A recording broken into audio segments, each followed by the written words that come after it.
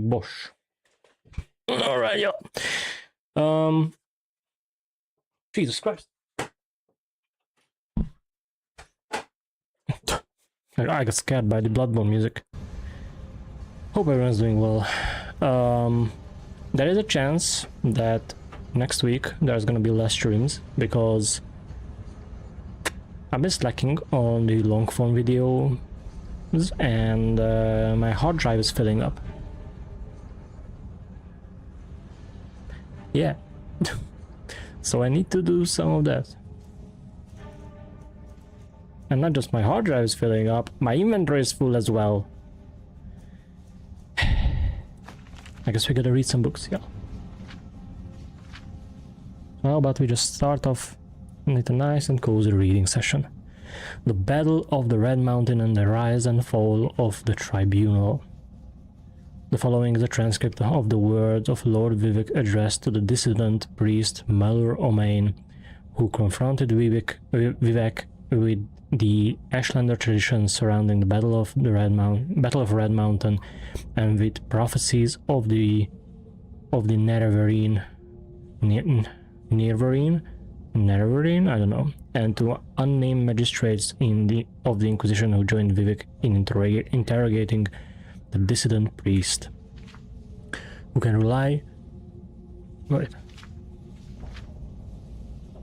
can clearly recall the events of the distant past, but you have asked me to tell you in my own words the events surrounding the Battle of Red Mountain, the birth of the Tribunal, and the prophecies of Nerevar reborn. Here is what I can tell you. When the Chimera first abandoned the herds and tents of their nomadic ancestors and built the first great houses, we loved the Daedra and worshipped them as gods, but our brethren, the Dwemer, scorned the Daedra and mocked our foolish rituals and preferred instead their gods of reason and logic. So the Chimera and Dwemer were always at bitter war until the Nords came and invaded Resdain. Only then did the Chimera and Dwemer put away their strife and join together to cast out the invaders. Once the Nords were driven out, General Nerevar of the Chimera and General Dumek of the Dwemer, who had come to love and respect one another, resolved to make peace between their peoples. In that time I was but a junior counselor to Nerevar and Nerevar's queen Almalexia, and his other favorite counselors, Sota Sil, always doubted that such a peace might long survive, given the bitter disputes between Chimera and Dwemer. But by negotiation and compromise, Nerevar and Dumak somehow managed to preserve a fragile peace. Sorry about that. I have my window open for some air. But when Dagator, Lord of House Dagoth, entrusted as a friend by both Nerevar and Dwemer, brought us proof that High Engineer Kagrinak of the Dwemer had discovered the heart of Lorcan, and that he had learned how to tap its powers and was building a new god, a mockery of Chimera fate and a fearsome weapon, we all urged Nerevar to make war on the dwarves and to destroy this threat to Chimera beliefs and security. Nerevar was troubled. He went to Dumek and asked if what Dagator said was true, but Kagrinak took great offense and asked whom Nerevar thought he was, that he might presume to judge the affairs of the Dwemer. Nerevar was further troubled and made pilgrimage to Holamayan and the sacred temple of Azura, and Azura confirmed that all that Dagator said was indeed true, a new creation, and that the new creation of a new god of the Dwemer should be prevented at all cost. When Nerevar came back and told us what the goddess had said, we felt our judgments confirmed and again counseled him to war, chiding Nerevar for his naive trust in friendship, and reminding Nerevar of his duty to protect the fate and security of the Chimera against the impiety and dangerous ambitions of the Dwemer. Then Nerevar went back to Wardenfell one last time, hoping that negotiations and compromise might once again preserve the peace, but this time the friends Nervar and Dumek quarreled bitterly, and as a result, the Chimer and Dwemer went to war. The Dwemer were well defended by their fortress at Red Mountain, but Nervar's cunning drew most of Dumek's armies out into the field and pinned them there, while Nervar, Dagator, and a small group of companions could make their way into the Heart Chamber by secret means. There Nervar, the Chimer King, met Dumek, the Dwarf King, and they both collapsed from grievous wounds and draining magics. Dumek fallen and threatened by Dagator and others, Kagranach turned his tools upon the heart, and Nervar set his soul. Kagranach and all his Dwemer companions at once disappeared from the world. In that instant, Dwemer everywhere disappeared without a trace, but Kagranach's tools remained, and Dagator seized them and he carried them to Nervar, saying that fool Kagranach who has destroyed his own people with these things, we should destroy them right away, lest they fall into the wrong hands. But Nervar was resolved to confer with his queen and his generals, who had foreseen that this war would come and whose counsel he would not ignore again. I will ask the tribunal, what shall we do with them, for they have had wisdom in the past that I had not. Stay here, loyal Dagator, until I return. So Nervar told Dagator to protect the tools and the heart chamber until he returned. Then Nervar was carried to us where we waited on the slopes of Red Mountain, and he told us all that had transpired on the Red Mountain. What Nervar had said was that the Dwemer had used special tools to turn their people into mortals, and that the heart of Lorcan held wondrous powers. Only later did we hear from the others present that Dagator had thought the Dwemer destroyed, not made immortal, and no one knows for sure what really happened there. After hearing Nervar, we gave our counsel as he requested, proposing we should preserve these tools in trust for the welfare of the Chimer people, and who knows, perhaps the Dwemer are not gone forever, but merely transported to some distant realm from which they may someday return to threaten our security once again. Therefore, we need to keep these tools to study them and their principles so that we may be safe in the future generations. And though Nervar voiced his grave misgivings, he was willing to be ruled by our council under one condition, that we all together should swear a solemn oath upon Zura that the tools would never be used in the profane manner that the Dwemer had intended. We all readily agreed and swore solemn oaths at Nervar's dictation. So then we went with Nervar back to Red Mountain and met with Dagator. Dagator refused to deliver the tools to us, saying they were dangerous and we could not touch them. Dagator seemed to be irrational, insisting that only he could be trusted with the tools, and then we guessed that he had somehow been affected by his handlings of the tools, but now I feel sure that he had privately learned the powers of the tools and had in some confused way decided he must have them for himself. Oh my god. Hashira, hi, how you doing? GG's up first. Hope you're doing well, friend. Oh wait, I need to open chat here, because I don't see YouTube chat. I'm so sorry, YouTube, I'm not ignoring you, I promise. Give me a sec. Okay. And then I do this.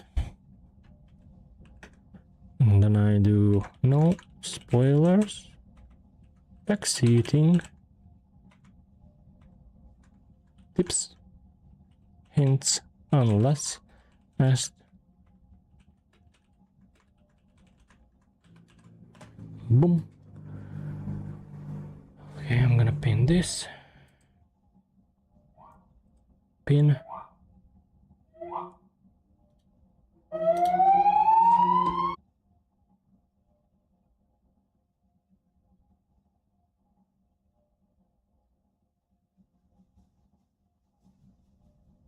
Alright. Utterly exhausted, to be honest. Oh, I'm so sorry to hear that. What about you? I'm orbiting the same. Let's just say that. I'm orbiting the same.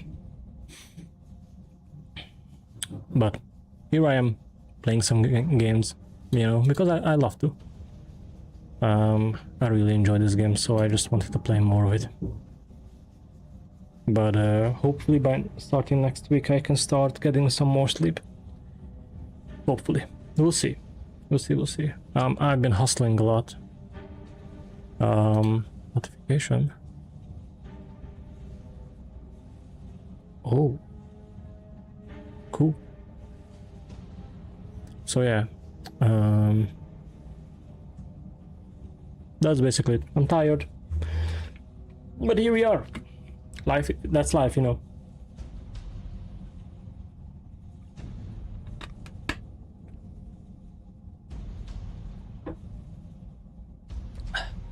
Skyrim was an enjoyable experience for me. Played the story way too many times to count. Hell yeah, I'm glad to hear that. I'm taking my sweet time, reading every single book and just exploring. I barely progressed with the main story so far, but I've been really enjoying my time with the game. Where was I? Right now I'm reading some books because I'm way too heavy in my inventory and I have way too many books on me. So I decided, why not combine, you know, my love for reading books with the need to relieve myself of some weight. We are reading about the War of Red Mountain. Somehow Dagator and his retainers escaped, but we gained the tools and delivered them to Sotasil for study and safekeeping. For some years we kept the oaths we swore to Azura with Nerevar, but during that time in secret, Sotasil must have studied the tools and divined their mysteries. And at last he came to us with a vision of a new world of peace, with justice and honor for nobles, and health and prosperity for the commoners, with the tribunal as immortal patrons and guides.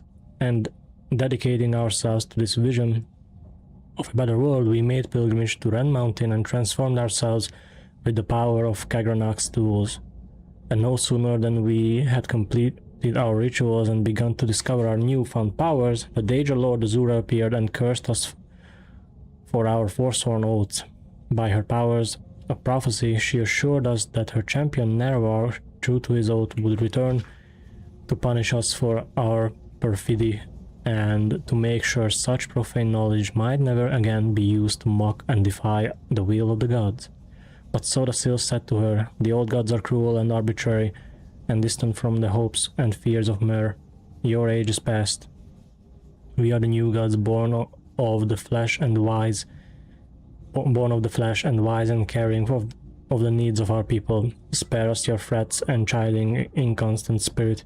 We are bold and fresh and will not fear you." And then in that moment all Chimera were changed into Dunmer, and our skins turned ashen and our eyes into fire. Of course, we only knew at the time that this had happened to us, but Azura said, "This is not my act, but your act. You have chosen your fate and the fate of your people, and all Dunmer shall share your fate from now on to the end of time. You think yourself gods, but you are blind and all is darkness." And Azura left us alone in darkness, and we were all afraid, but we put on brave faces and went forth from Red Mountain to build the new world of our dreams.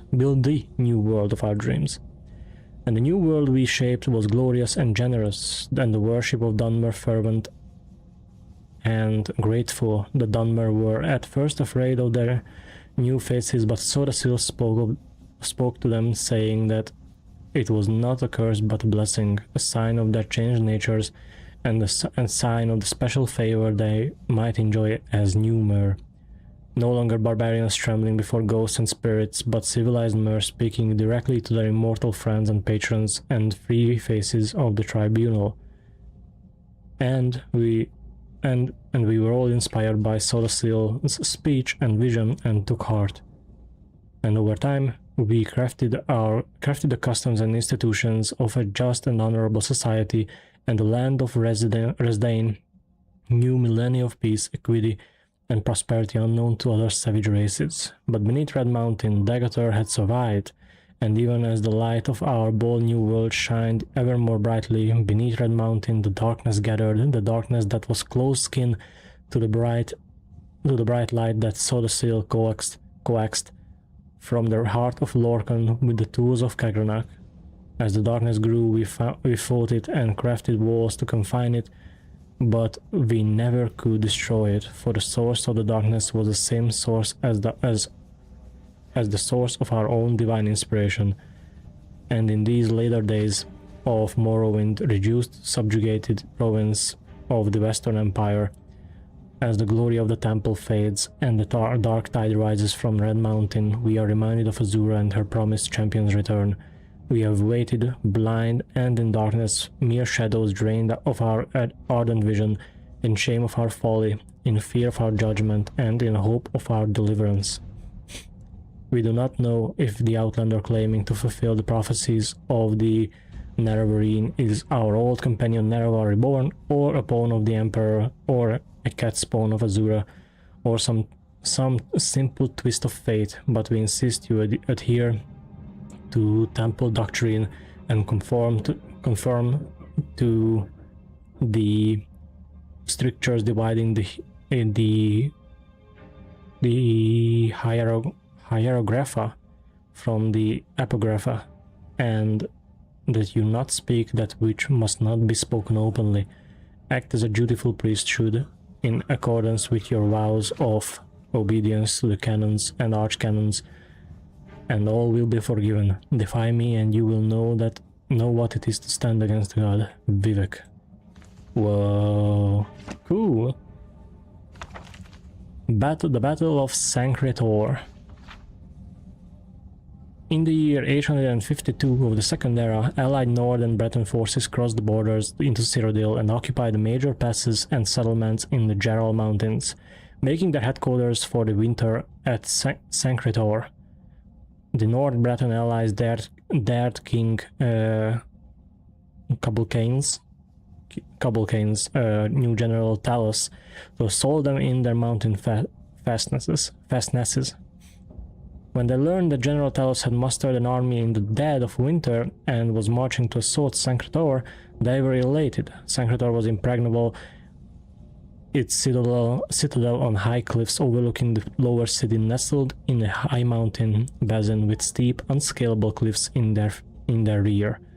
The Cyrodiilic army was small, poorly trained and outfitted, short on rations, and unprepared for winter campaigning. As the ragged units assembled in the lowlands beneath the citadel, the North Breton allies confidently assumed that their enemy had delivered himself into their trap. The citadel was not only protected by an unscalable cliff in front and unscalable heights in the rear, but the entrance to the citadel was magically concealed under the appearance of a large mountain lake in the basin beneath the heights. Accordingly, two North Breton allies left on a small force to defend the citadel, descending through lower passages to attack and overwhelm the cold, hungry Cyrodiilic forces before them.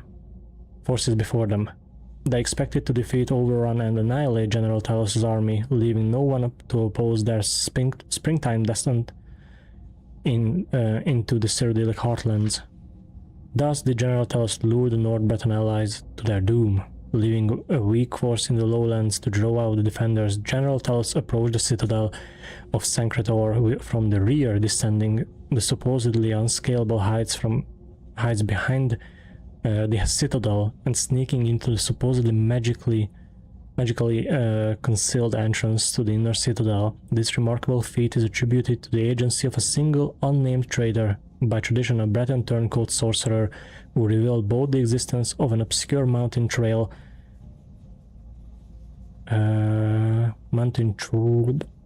down the heights behind the citadel and the secret to the citadel entrance concealed beneath the illusory lake's surface.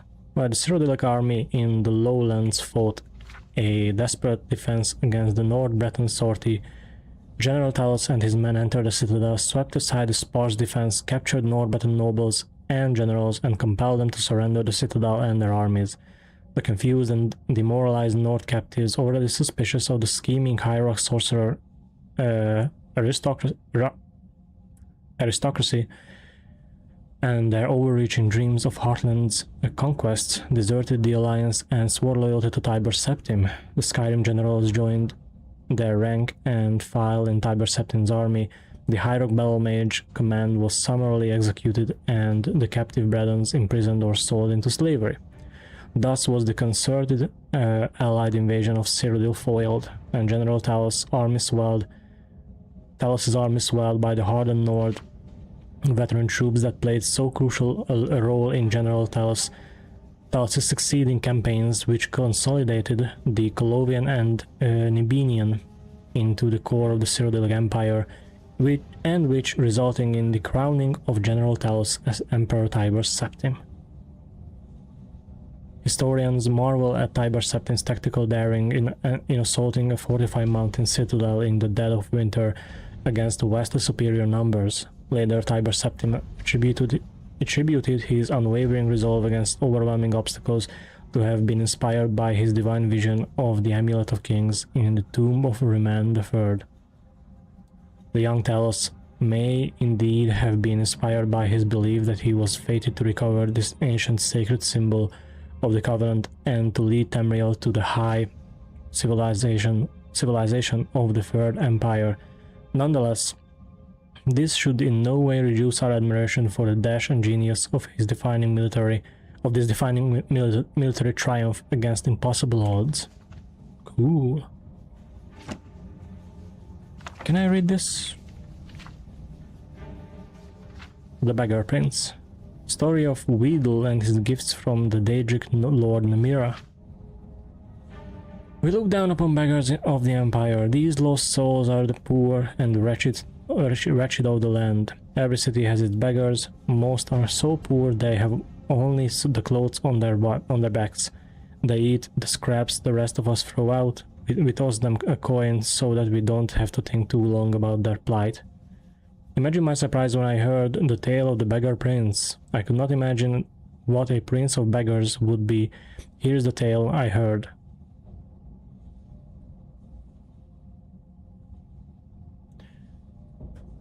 Give me a sec.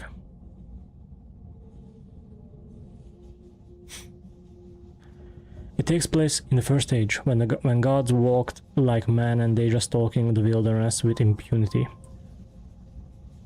It is a time before they were all confined to oblivion. There once was a man named Weedle. Weedle!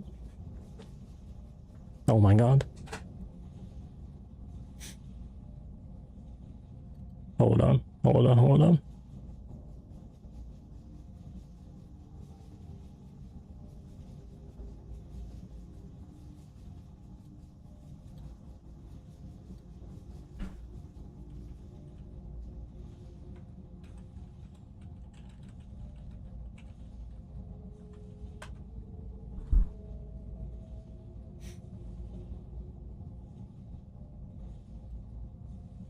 Sorry about that.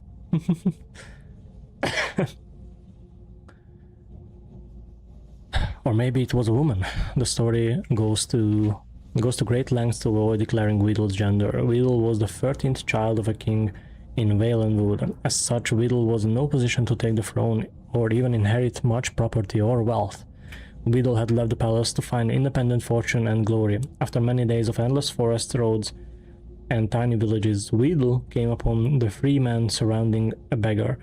The beggar was swaddled in rags from head to toe. No portion of the vagabond's body was visible. The men were intent on slaying the beggar. With a cry of rage and indignation, Weedle charged the man with sword drawn. Being simple townsfolk armed with only pitchforks and scythes, they immediately fled from the armored figure with the shining sword. "Man, many thanks for saving me," wheezed the beggar from beneath the heap of foul rags. Weedle could barely stand the stench. "What's your name, wretch?"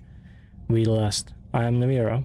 Unlike the townsfolk, Weedle was well learned that the name meant nothing to them, but to Weedle it was an opportunity. "You are the Daedric Lord," Weedle exclaimed. "Why did you allow those men to harass you? You could have slain them all with a whisper." "I am pleased you recognize me," Namira rasped. "I am frequently revealed by townsfolk. It pleases me to be recognized for my attribute if not for my name. Willow knew that Namira was the Daedric lord of all things gross and repulsive. Diseases such as leprosy and gangrene were her domain. Where others might have seen danger, Willow saw opportunity. O great Namira, let me apprentice myself to you. I ask only that you grant me powers to make my fortune and forge a name for myself that will live through ages. Nay, I make my way alone in the world. I have no need for an apprentice. Namira shambled off down the road. Whittle would not be put off.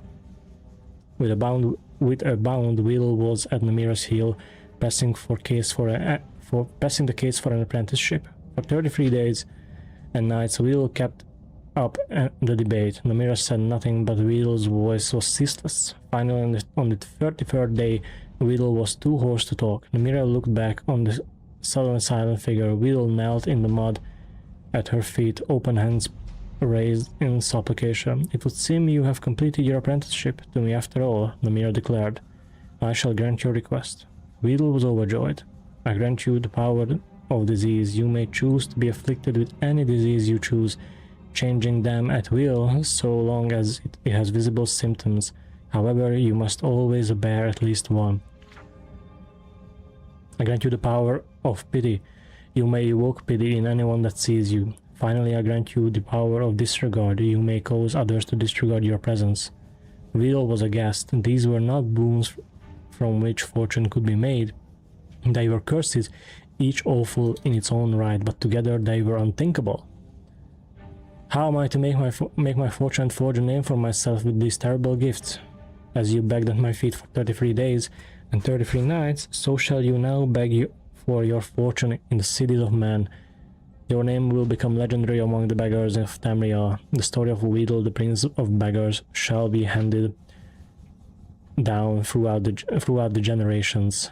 It was as Namira predicted. Whittle was an irresistible beggar. None could see the wretch without desperately wanting to toss a coin at the huddled form. However, Whittle also discovered that the powers of disregard gave great access to the secrets of the realms. People unknowingly said important things where Whittle could hear them. Whittle grew to know the comings and goings of every citizen in the city. To this day, it is said that if you really want to know something, go ask the beggars. They have eyes and ears throughout the cities. They know all the little secrets of the daily lives of its citizens. Hell yeah. That's cool. That's really cool. The biography of Branzia. Late in the Second Era, girl child Branzia was born to the rulers of the kingdom of Mournhold, in what is now the imperial province of Morrowind.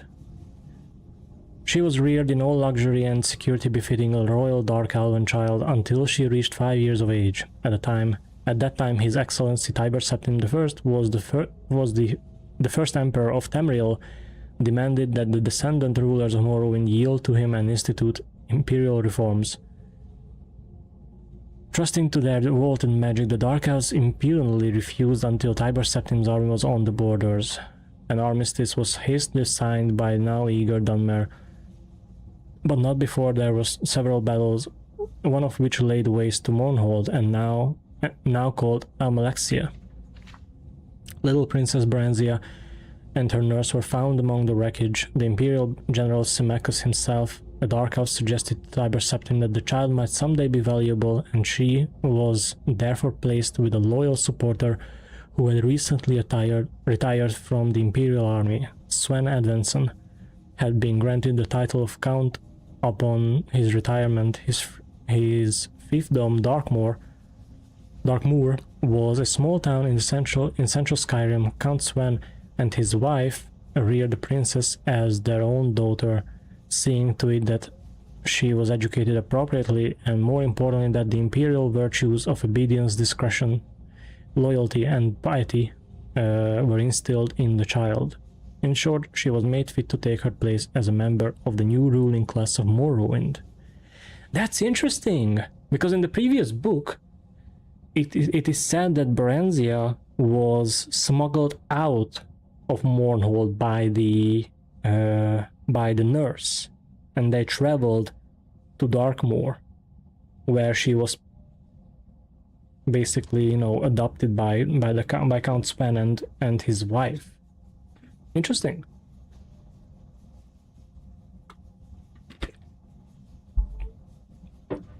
Interesting. The girl Baranzia grew in beauty, grace, and intelligence. She was sweet-tempered and joy to her adoptive parents and their 5 young sons, who loved her as their elder sister. Other than her appearance, she differed from young girls of her class only that she had strong empathy for the woods and fields, and was wont to escape her household duties to wander there at times. Baranzia was happy content until her 16th year, when a wicked orphan stable boy, whom she had befriended out of pity, told her he had overheard a conspiracy between her guardian Count Sven and the Red Guard visitor to sell her as concubine to Rehad, as no Nord or Breton would marry her on account of her black skin, and no Dark Elf would have her because of her foreign upbringing. Whatever shall I do? The poor girl said, weeping and trembling, for she had been brought up in innocence and trust, and it never occurred to her that her friend, the stable boy, would lie to her. The wicked boy, who was called Straw, we know him,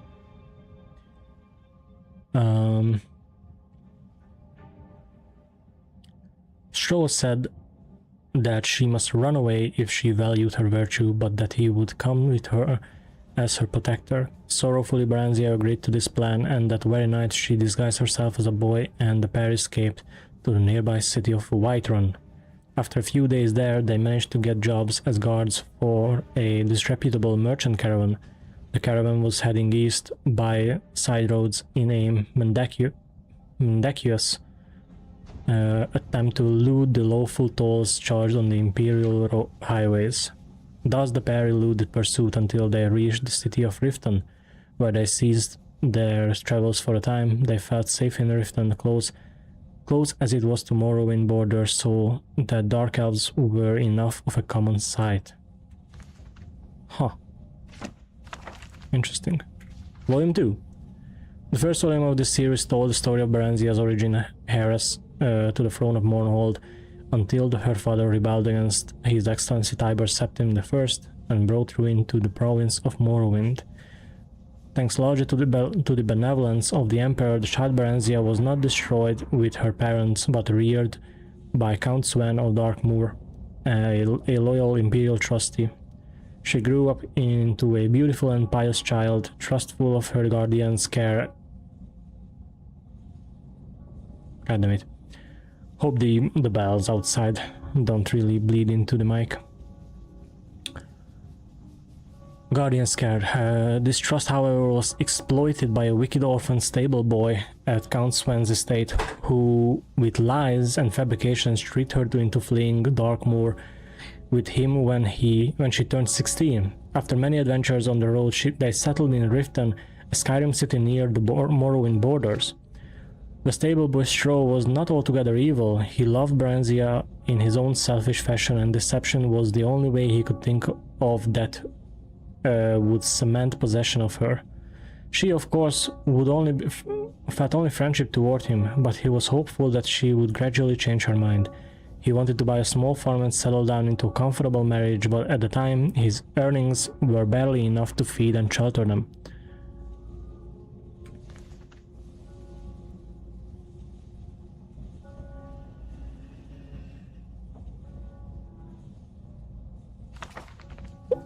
Sorry, give me a sec.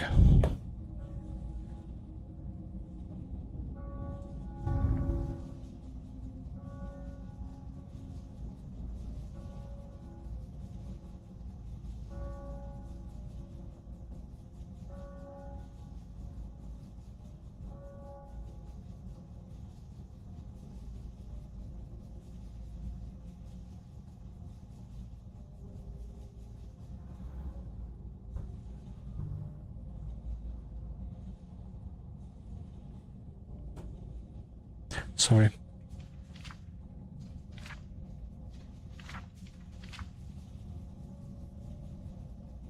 Okay. After only a short time in Riften, Straw fell in with a bold, villainous Khajiit thief named Terrace who proposed that they rob the Imperial Commandant's house in the central part of the city. Terrace said that he had a client, a traitor to the Empire, who would pay well for any information they could gather there. Branzia happened to overhear this plan and was appalled. She stole away from their rooms and walked the streets of Riften in desperation, torn between her loyalty to the Empire and her love for her friends. I'm sorry, I have to make a phone call. I'll be right back in a few minutes.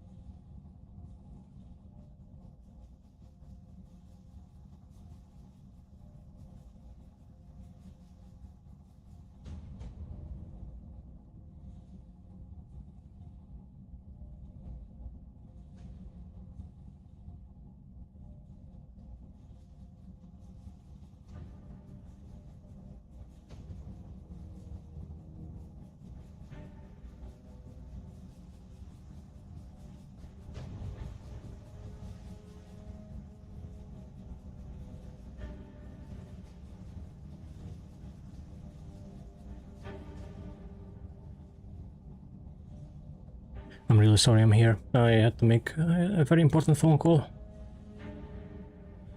And ads are starting in 2 minutes. Let's see if I can finish this book before that. Hi Haywood, I'm so sorry. You literally just joined in when I had to make a phone call. Hope you're doing well.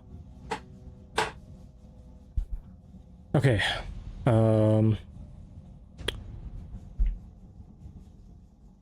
In the end, loyalty to the Empire prevailed over personal friendship, and she approached the Commandant's house, revealed her true identity, and warned him of her friend's plan. The Commandant listened to her tale, praised her courage, and assured her that no harm would come to her. He was none other than General Symmachus, who had been scouring the countryside in search of her since her disappearance, and had just arrived in Riften hot in pursuit. He took her into his custody and informed her that far from being sent away to be sold, she was to be reinstated as the Queen of Mournhold as soon as she turned 18. Until that time, she was to live with the Septim family in the newly built Imperial City, where she would learn something of government and be presented at the Imperial Court. At the Imperial City, Baranzia befriended the Emperor Tiber Septim during the middle years of his reign. Tiber's children, particularly his eldest son and heir Pelagius, came to love her as a sister. The ballads of the day praised her beauty, chastity, wit, and learning. On her 18th birthday, the entire Imperial City turned out to watch her farewell procession preliminary to her return to her native land. Sorrowful as they were at her departure, all knew that she was ready for her glorious destiny as sovereign of the Kingdom of Mournhold. I did it! I finished the book! Alright. There goes the ads. We have a few more books to read, and after that I'll be back. Well, after the ads I'll be back and we continue. I'm gonna get something to eat. Sorry for the BRB again.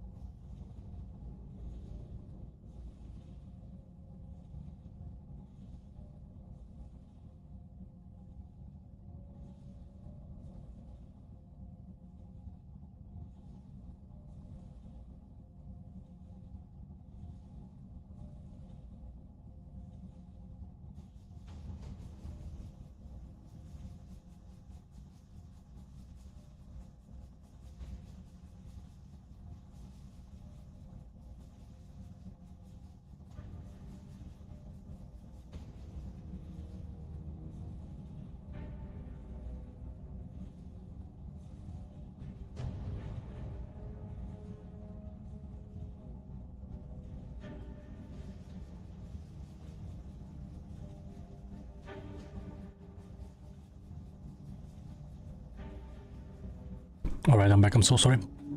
I'm so back. Hi Jennifer on YouTube. Hope you're doing well.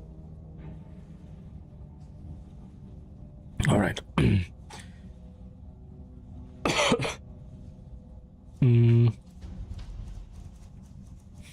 Maybe we can get rid of some potions as well.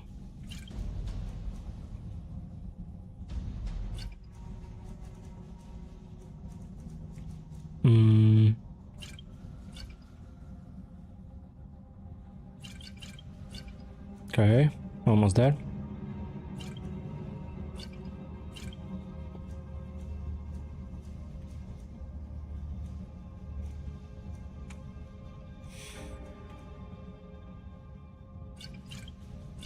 Okay.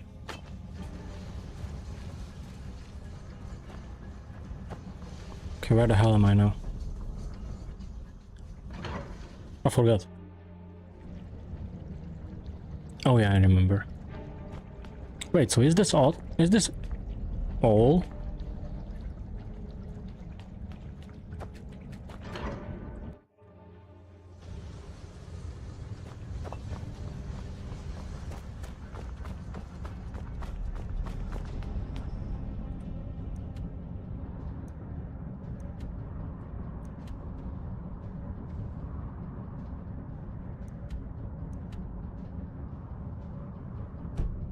Wait, what?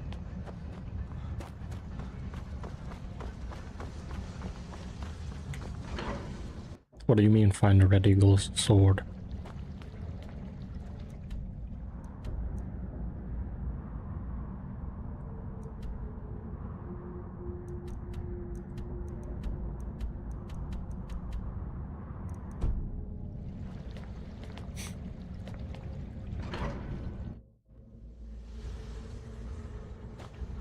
Okay, let's see where this takes me.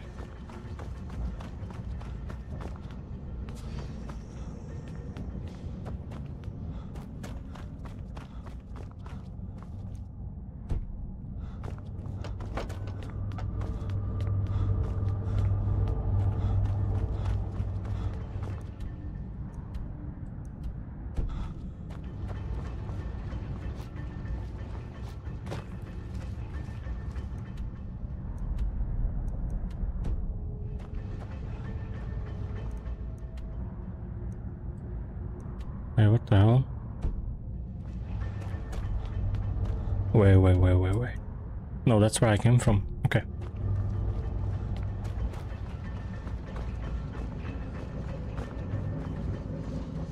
And there was nothing there. Oh, I didn't explore down here.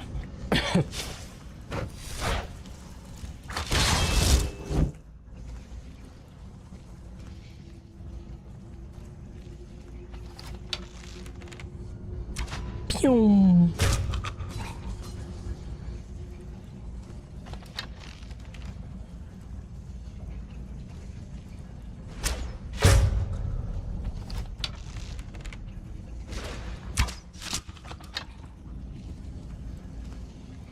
What the hell exploded up there?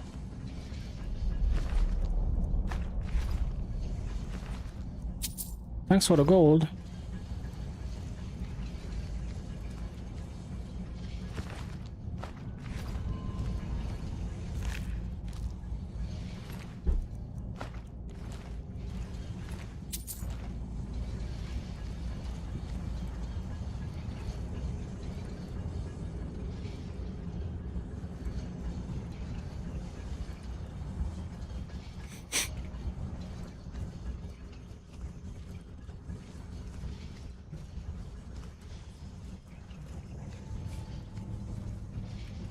Sneaky, sneaky.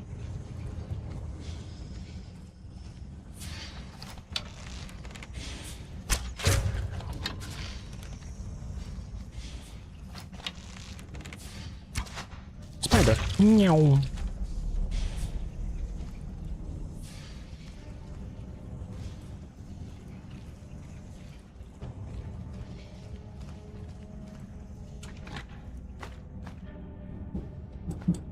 Ooh. I'll take that. Hell yeah.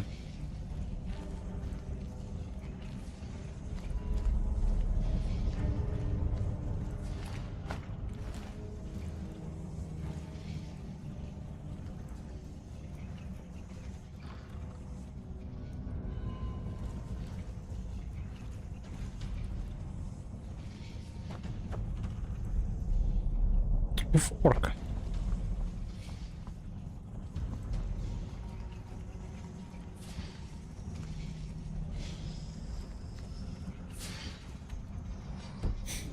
Okay.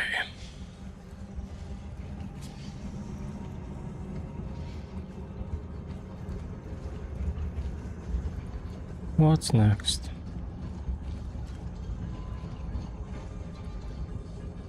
Interesting.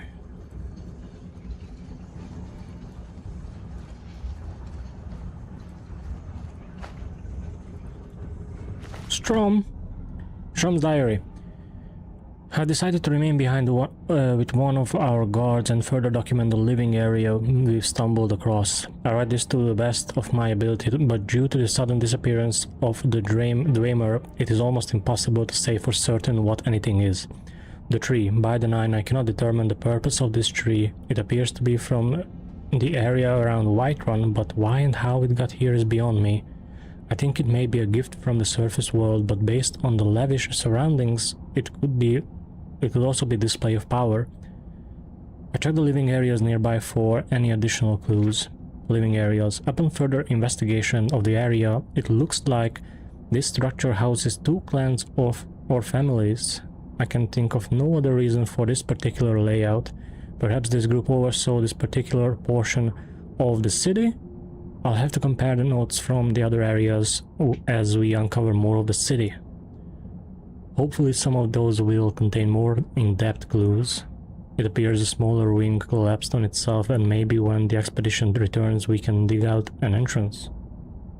Falmer have begun to creep back into this area of the ruins. It's a good thing I am not alone here. We managed to block off some of the areas we suspect the Falmer were coming in through, but they're still getting to us somehow. Since we're together, we'll be able to hold them back, but how long until Stobin and the rest return? Interesting. Okay, I need to drop something.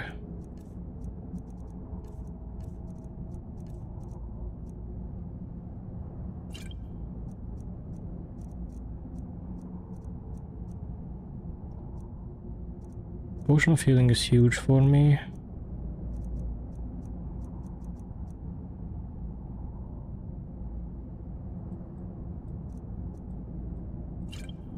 Let's drop like 4 of these. And this is the collapsed one. Interesting.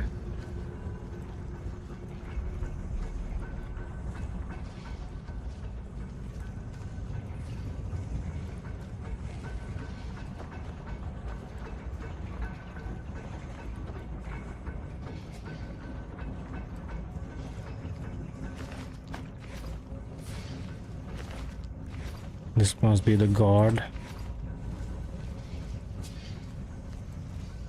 Oh, what the hell? What is this torture chamber?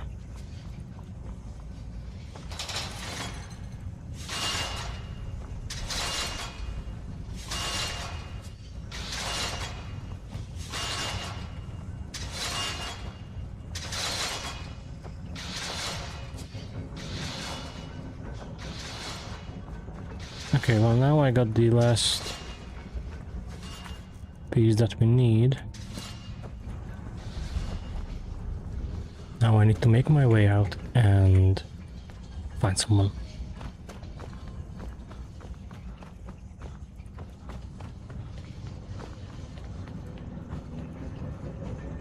I should also try and learn about a spell, potentially, that could help with increasing my carry weight, even if temporarily.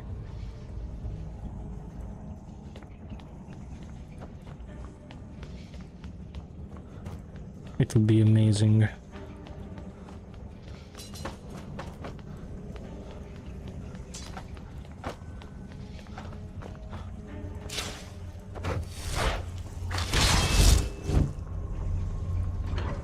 Excavation site. Alright, back in here.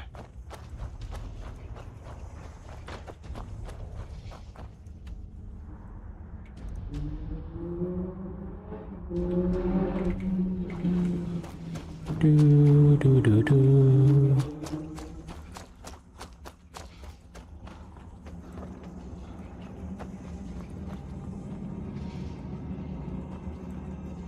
Where the hell did I come from? Oh, this way.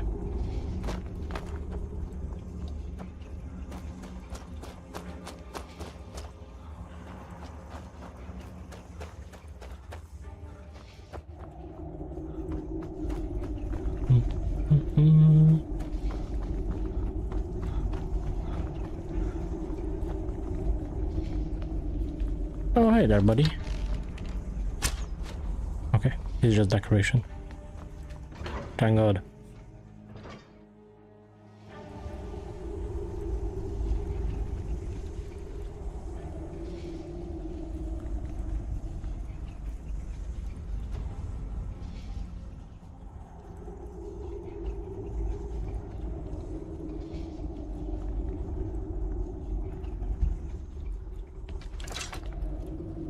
Okay, so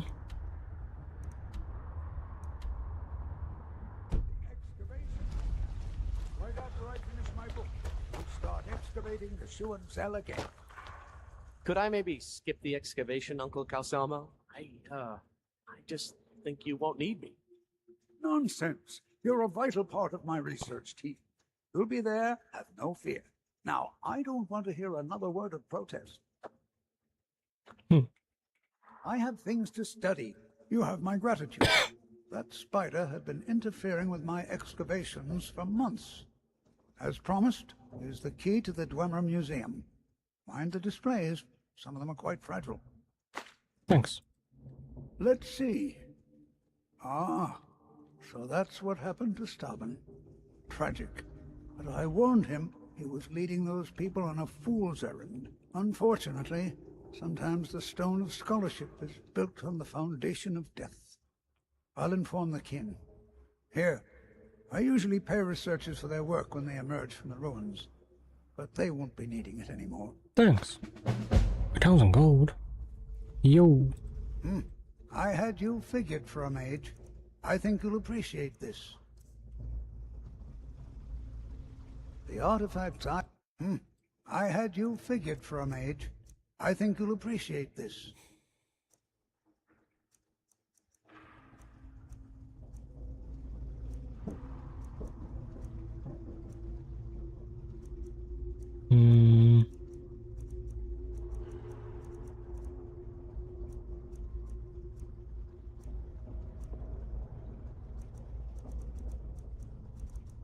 No. I had you figured for a mage. I think you'll appreciate this. Am I able to sell something?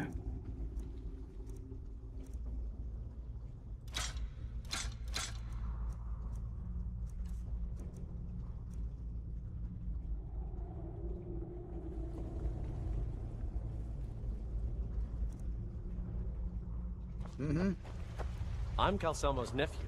I help him around the laboratory. Alright, Hall of the Dead. Oh wait, I wanted to read that book about the dwarves, actually both books. The Lost Race of Tamriel, Volume 1. Let me begin by correcting a common misconception. The proper term to use when we're referencing the ancient Lost Race of Tamriel is Dwemer. It is a word whose meaning is roughly translated to people of the deep in the common tongue, and whose use had been widely replaced by the more ubiquitous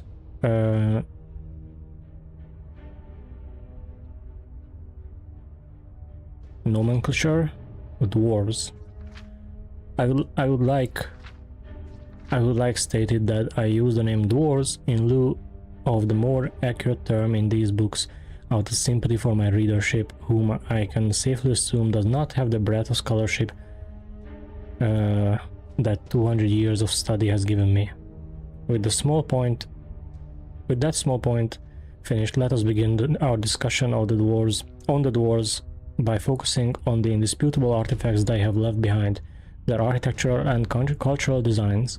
Unlike the more controversial areas of Dwarven scholarship, the construction of Dwarven cities and relics are well founded due to the plethora of samples taken from the ruins these peoples have left behind. My own home city Marquette was originally one such ruin, and I can state from first-hand experience that all Dwarven designs share a set of common principles that we can use to determine true artifacts from fakes and delineate patterns and methodologies that were important to their craftsmen. First of all, we can say for certain that Dwarven artisans favor stone, at least as far as their buildings were concerned. This is no surprise, with notable exceptions to the vast majority of Dwarven architecture is found underground or carved out of mountains.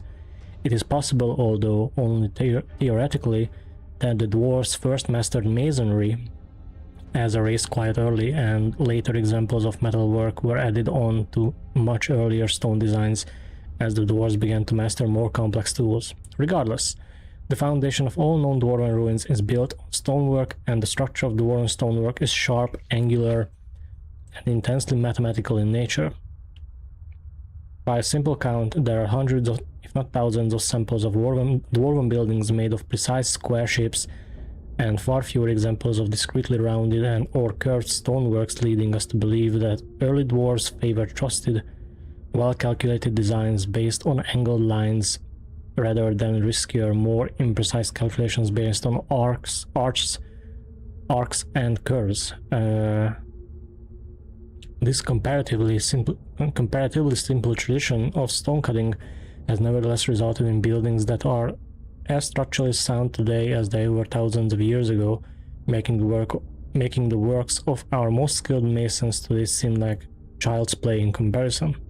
Metalwork, as far as we know, is the primary method used to make almost all Dwarven crafts. We cannot, however, discount more easily destructible materials such as clay, paper, and glass from outside the scope of Dwarven craftsmanship, but given the tendency of Dwarven design to favor the long-lasting over the fragile, we can safely assume that at the very last, metal was a heavy preference, and the metal used in all so far discovered Dwarven relics is entirely unique to their culture. No other race has replicated whatever process was used to create Dwarven metal, although it can be easily mistaken for bronze, and in fact many forgers and Dwarven materials use bronze to create their fake replicas. It is most definitely a distinct type of metal of its own. I have personally seen metallurgists attempt to combine several different types of steel and common and rare ores in order to imitate Dwarven metal's exclusive properties, but the only method that has been successful is to melt down existing Dwarven metallic scraps and start over from there. So that's why, okay, that's why it's full of those things. Damn. Volume 2. In our previous discussion of the dwarves, or Dwemer in more correct scholarly terminology, we looked into the properties of Dwarven architecture and metallic crafts. In this continuing discussion of Tamriel's lost race, we shall examine the ways in which dwarves waged war and kept out trespassers. Unlike many other cultures still existing today, the dwarves built and relied on increasingly complicated machines for a wide variety of martial tasks, and weapons and armor created solely for the purpose of being wielded by Dwarven warriors show remarkably fewer points of progress beyond the basic design. Let us begin with analyzing those basic weapons and armors. Anyone who has held a Dwarven axe or worn a Dwarven helmet can testify as to the ancient everlasting quality of Dwarven craftsmanship. Weapons do not deviate too greatly from their base function. Dwarven swords pierce through light armors with incredible effectiveness, owing primarily to the remarkable sharpness of tempered Dwarven metal, and owing to a far lesser extent to its simple double-edged design. Compare and contrast a sharp, angular Dwarven dagger to a curved elven blade, and it becomes a small logical leap to say that Dwarven weaponsmith relied almost exclusively on creating quality materials first and merely allowed the form of those materials to flow from the method that weapon was intended to kill people. As a culture that built almost exclusively underground, it's no surprise that Dwarven armors are built to withstand incredibly heavy blows. And again, the fact that they are also resistant to being pierced by arrows or small blades is more of a testament to superior Dwarven metallurgy over superior Dwarven armor smithing. But it would be erroneous to thus conclude that Dwarven smiths did not take the manufacture of their weapons and armor very seriously. Every piece of Warcrafts I have examined show a remarkable amount of unnecessary detailing and personalization that is just as evident today among the ardent blacksmiths. A Dwarven smith probably came from a long tradition that distinguished itself in a way that, say, the grip of a mace would feel, or the design of the head of individual arrows. Although, due to the paltry lack of any cultural artifacts outside weapons and armors themselves, this is only mere speculation. The last but probably most important discussion in this volume pertains to the existence of Dwarven machinery. Dwarves created and manufactured on a very broad scale thousands of mechanical apparatuses of varying complexity, the most simple of which is the standard arachnid design used to ward off trespassers. We are so far uncertain as to how the dwarves were able to bring to life these remarkably intelligent machines, but I have witnessed one stalk a highly trained thief for several hours only to ambush him as he was dealing with a lock to some room or treasure trove. I admit to have forgotten the details past the point at which it began spouting lightning at him. Dwarven military machines also range from the human-sized sphere warrior, which patrols the interiors of the ruins as a harmless ball, only to emerge from it as a fully armed and armored automaton fighter. The justly feared centurion, whose height ranges from twice to several hundred times human size depending on which reports you believe. Whoa. Cool, okay, so I can... So what these are for is to melt them down. Got it. Whole Dwarven city underneath the keep. The Schuenzell. Got it. Find out what's happening in the Hall of the Dead. RK will watch over you. Alright. Let's find out, shall we? Not many would walk blindly into a crypt without to steal with blood, but not fear.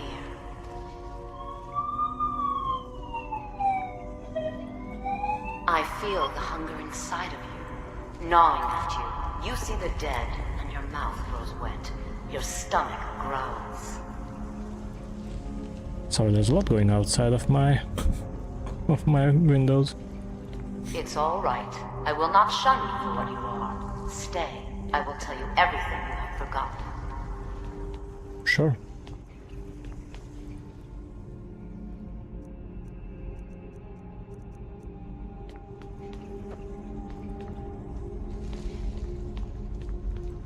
You were young when you first tasted human flesh, weren't you?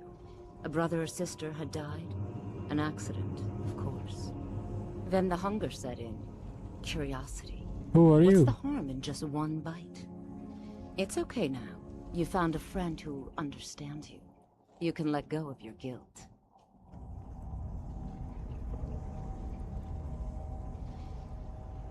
I'm not a cannibal. What are you trying to do to me? A lot of our kind block out the memory of their first meal. The shame is too much. But you don't need to hide anymore. Namira, the Lady of Decay, accepts you for what you are. She has a place for us where we can sate our appetites without judgment. Where is this place? It's inside Reachcliff Cave.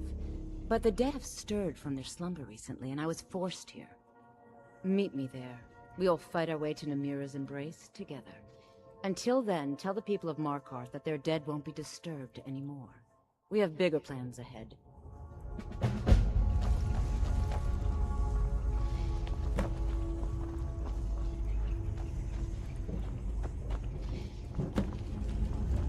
What The hell? Great, now we are working for another Daedra.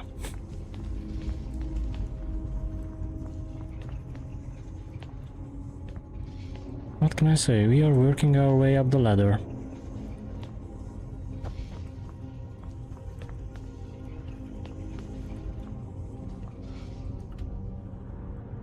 I wanna explore this place though.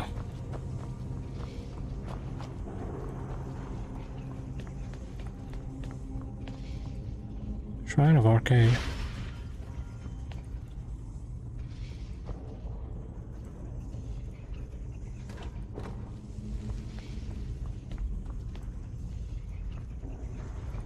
Who would sleep in a place like this? What the hell?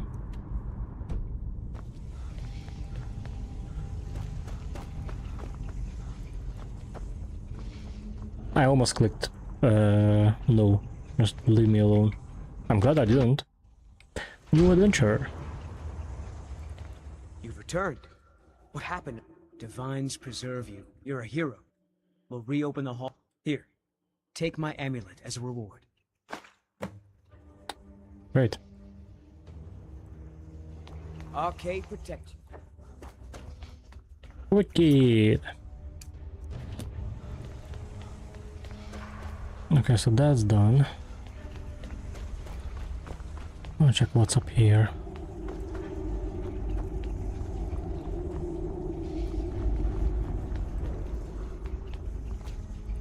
Nothing from the looks of it.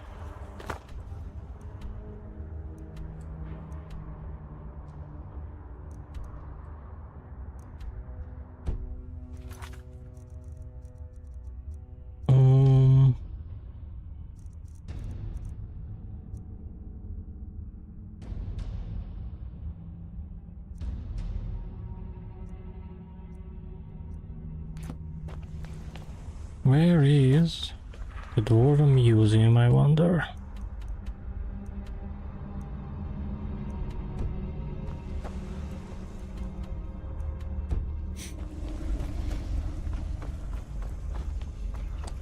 Let's see if we can find it.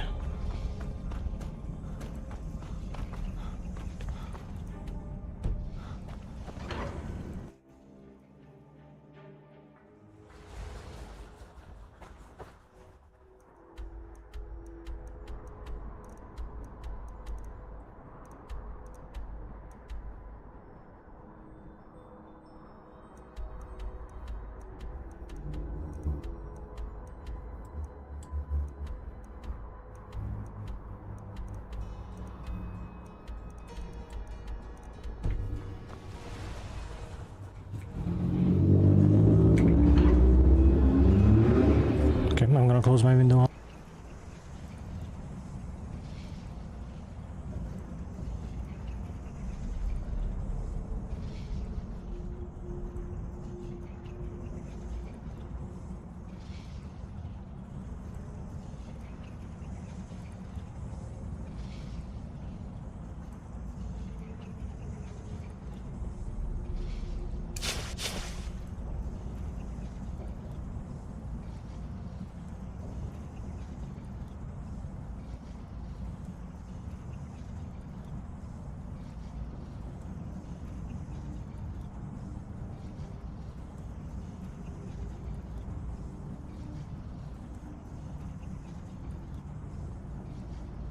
I'm back.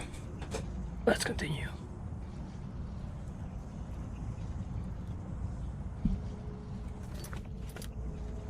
Let us continue. What's here?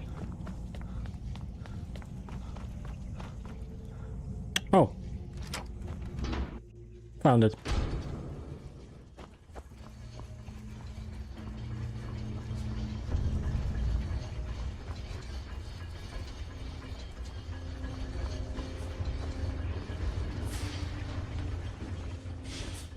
This is Markarth, safest city in the Reach.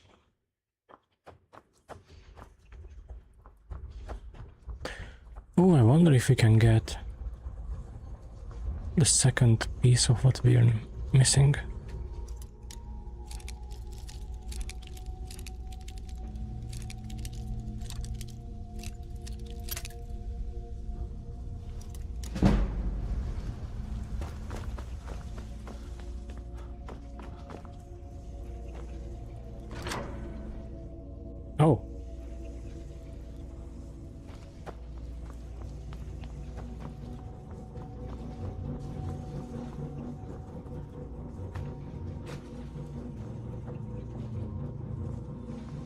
Well, thanks.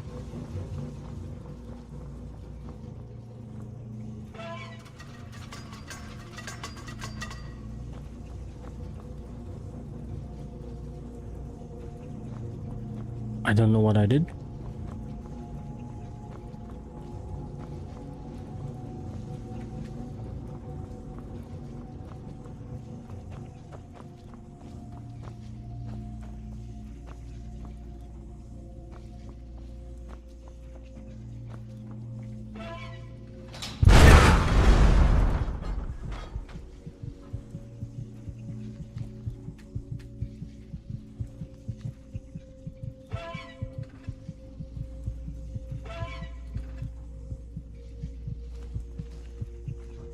That scared me.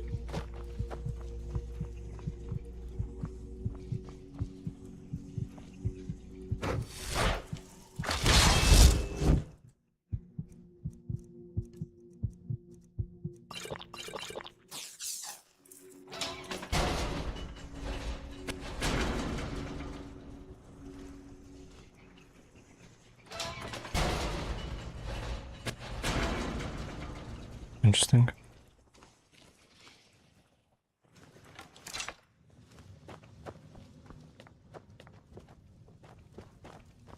Come quietly. I order a... Yeah! Yeah! What do you mean? I didn't do anything.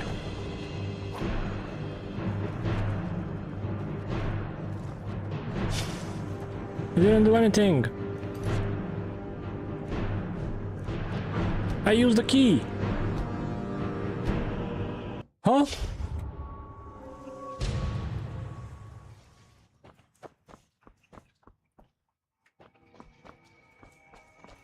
You have committed crime.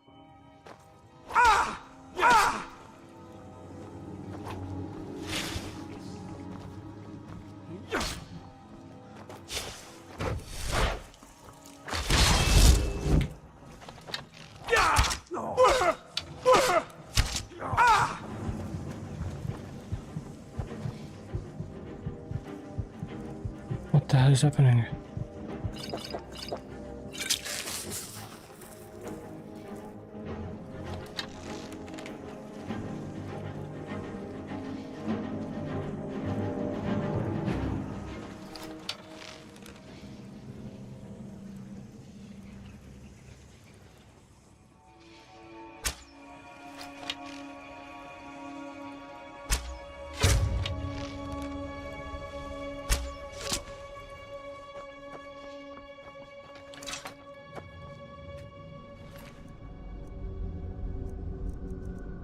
I don't know, what did I do?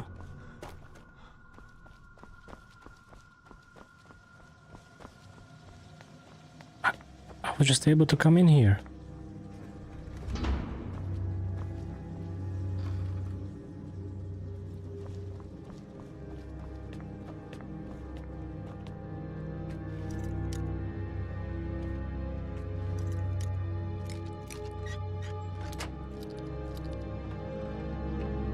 Oh, William Freed is there as well.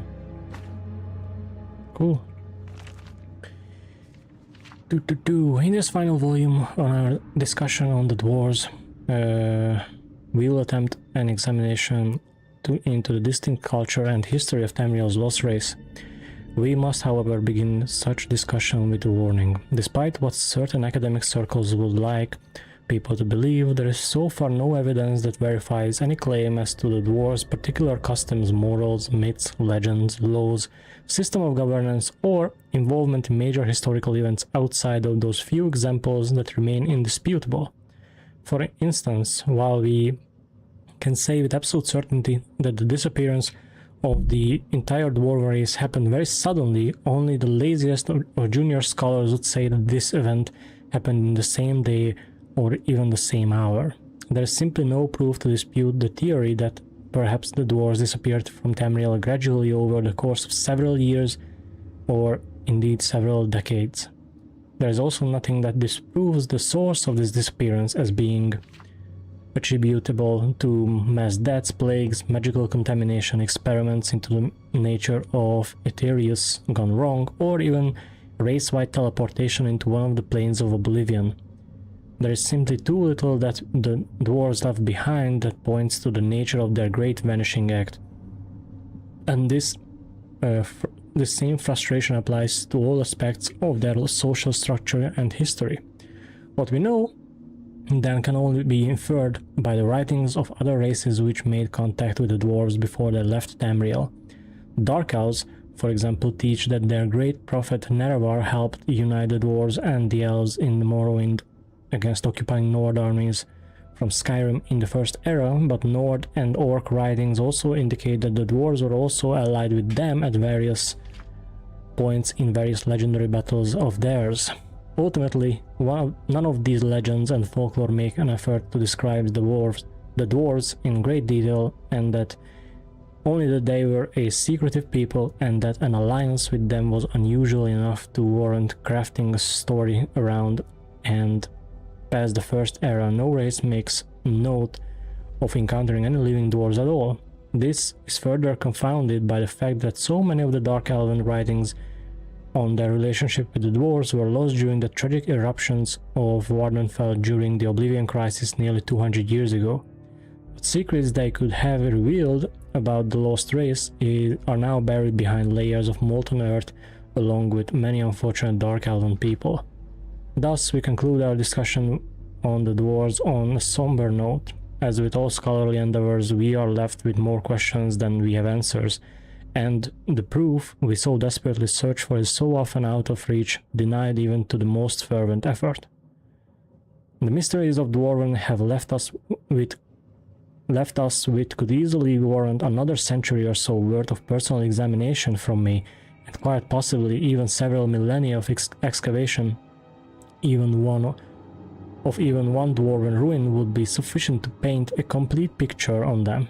But what we can see from our threadbare tapestry of Dwarven artifacts is a careful, intelligent, industrious, and highly advanced culture whose secrets we as students and teachers of their works can only hope to uncover someday.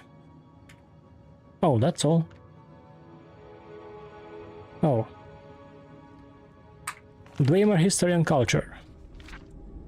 While Marobar Sol's ancient tales of the Dwemer was definitely debunked in scholarly circles as early as the reign of Cataria I, it remains one of the staples of the literate middle classes of the Empire, and has served to set the image of the Dwemer in a popular imagination for generations of schoolchildren. What about this lengthy but curiously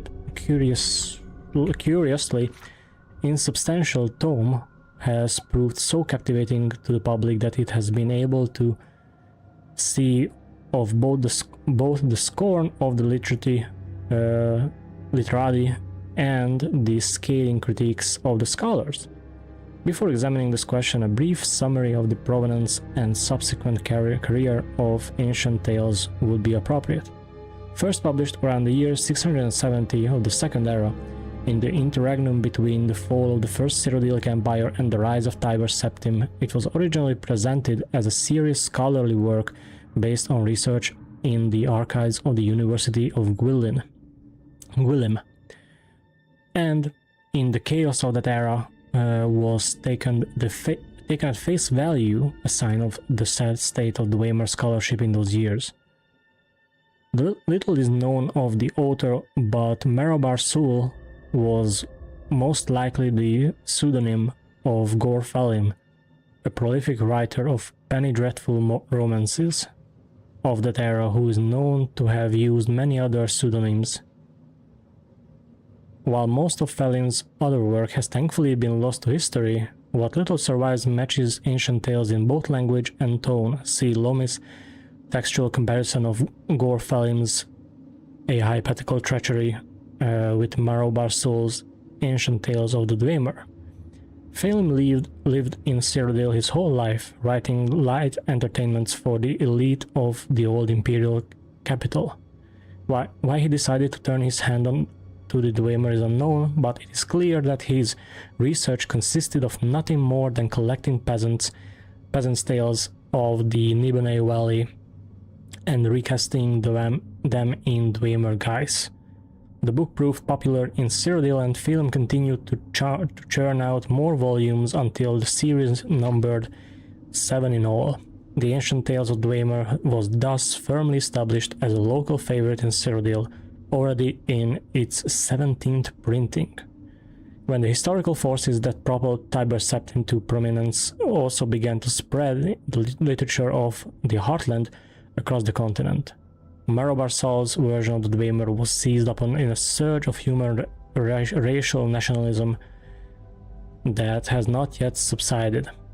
The Dwemer appear in these tales as creatures of fable and light fantasy, but in general they are just like us. They come across as a bit eccentric perhaps, but certainly there is nothing fearsome or dangerous about them. Compare these to the Dwemer of early Redguard legend, a mysterious, powerful race capable of bending the very laws of nature to their will, vanished but perhaps not gone. Or the Dwemer portrayed in the most ancient Norse sagas, fearsome warriors tainted by blasphemous religious practices who use their profane mechanisms to drive the Nords from Morrowind.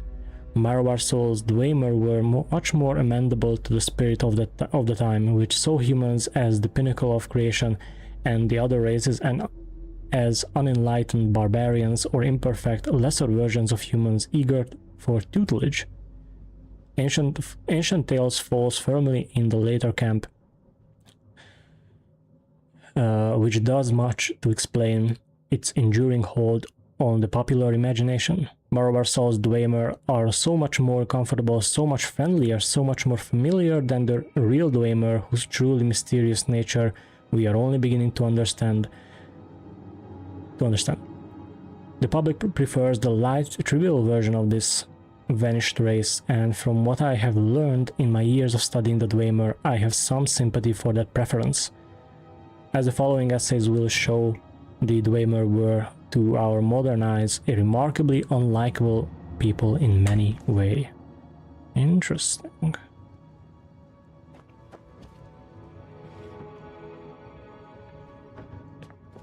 Very interesting.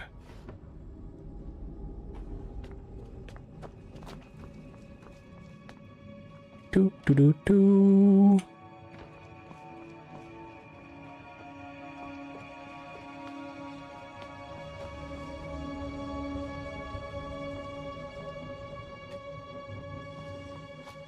Wait, that guy came out of that door?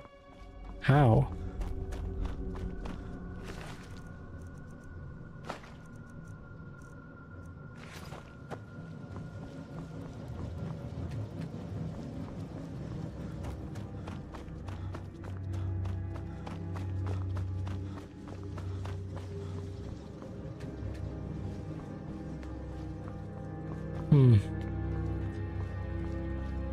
I guess I need to look around. Maybe I can find the key.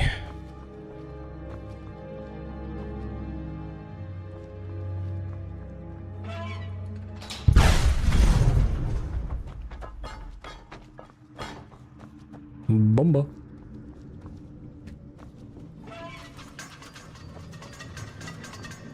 Oh.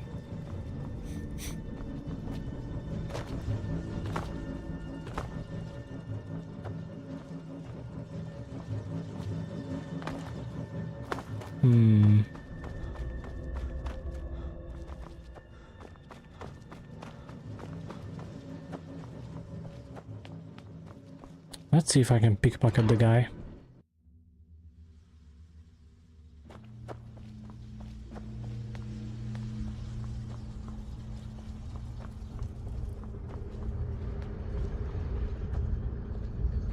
So Mardanak was behind those murders. Gods help us. Mm-hmm.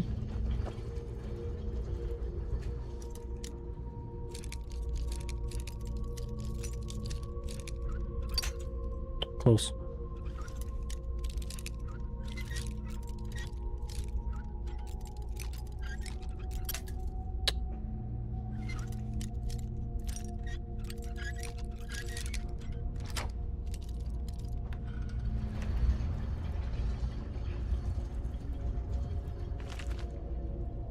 The Fall of the Snow Prince, an account of the Battle of Mosring as transcribed by Lochheim, chronicler to the chieftain Ingjald White-Eye. From whence he came we did not know, but into the battle he rode on a brilliant steed of pallid white. Elf we call him, for elf he was, yet unlike any other of his kind we had ever seen before that day. His spear and armor bore the radiant and terrible glow of unknown magica, and so adorned this unknown rider seemed more white than warrior. That what troubled, nay frightened us most at that moment was the call that rose from the elven ranks. It was not fear, not wonder, but an unabashed and unbridled joy, the kind of felicity felt by a damned man who has been granted a second chance at life. For at the time the elves were as damned and near dead as ever they had been during the great skirmishes of Solstheim. The Battle of the Mosring was to be the final stand between Nord and Elf on our fair island. Led by Isgramor, we had driven the elven scourge from Skyrim, and were intent on cleansing Solstheim of their kind as well. Our warriors, armed with the finest axes and swords Nord craftsmen could forge, cut great swaths through the enemy ranks. The slopes of the Mosring ran red with elf blood. Why then would our foe rejoice? Could one rider bring such hope to an army so hopeless? To most of our kind, the meaning of the call was clear, but the words were but a litany of elven chants and cries. There were some among us, however, the scholars and chroniclers, who knew well the words and shuddered at their significance. The Snow Prince is come, doom is at hand. There was then a great calm that overcame the elves that stood still. Through their mass the Snow Prince did ride, and as a longboat slices the icy waters of Fjalding, he parted the ranks of his kin. The magnificent white horse showed to gallop, then a trot to the unknown elf rider moved to the front of the line at a slow, almost ghost-like pace.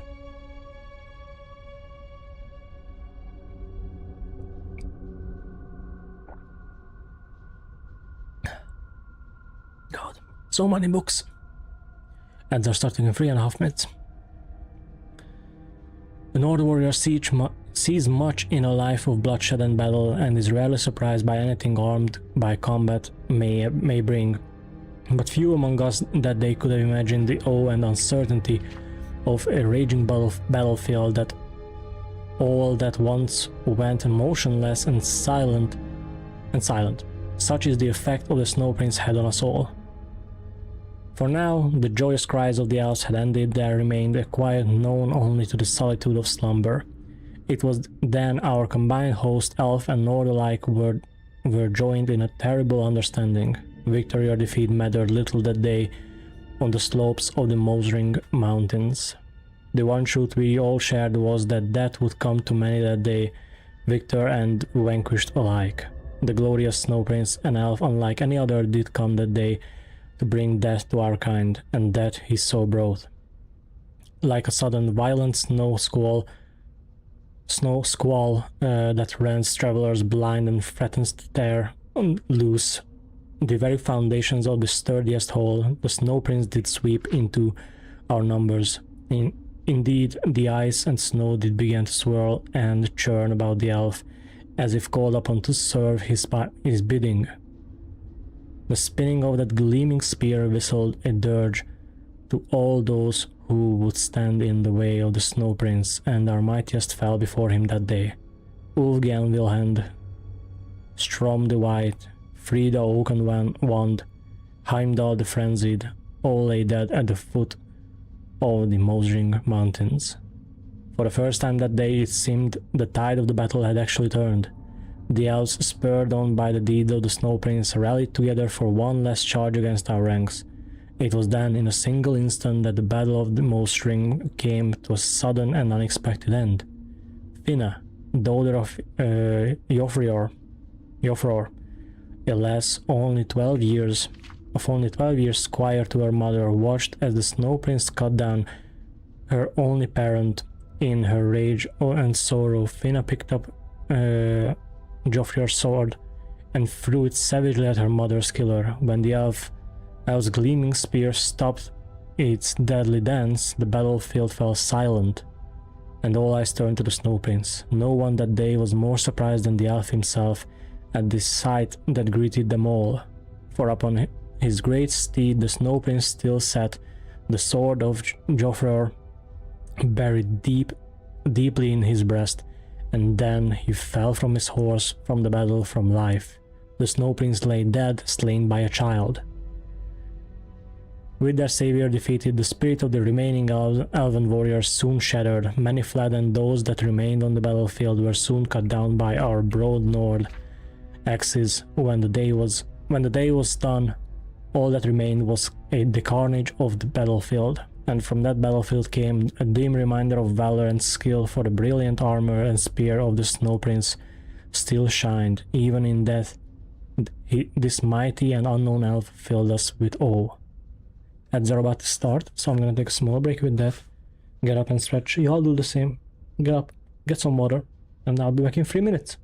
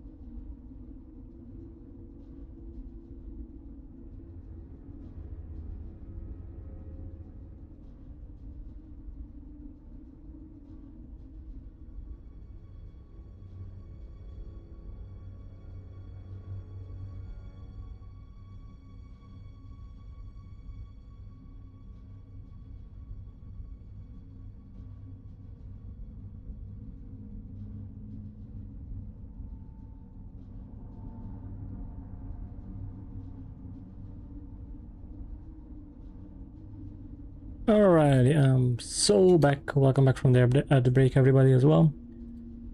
Let's continue. It is common practice to burn the corpses of our fallen foes. This is as much a necessity as it is a custom, for that brings with it disease and dread. Our chieftains wished to cleanse Solstheim of the elven horde in death as well as life. It was decided, however, that such was not to be the fate of the Snow Prince. One so mighty in war, yet so loved by his kin, deserved better, even if an enemy of our people. And so we brought the body of the Snow Prince, wrapped up in fine silks, to a freshly dug barrow. The gleaming armor and spear were presented on a pedestal of honor, and the tomb was arrayed with treasures worthy of royalty. Of all the mighty chieftains agreed with this course that the elf should be so honored. His body would be preserved in the barrow for as long as the earth chose, but would not be offered the protection of our Skyrim, which was reserved to Nord dead alone. So ends this account of the Battle of the Mosring and the fall of the magnificent elven Snow Prince. May our gods honor him in death, and may we never meet his kind again in life. Cool. The Falmer, a study.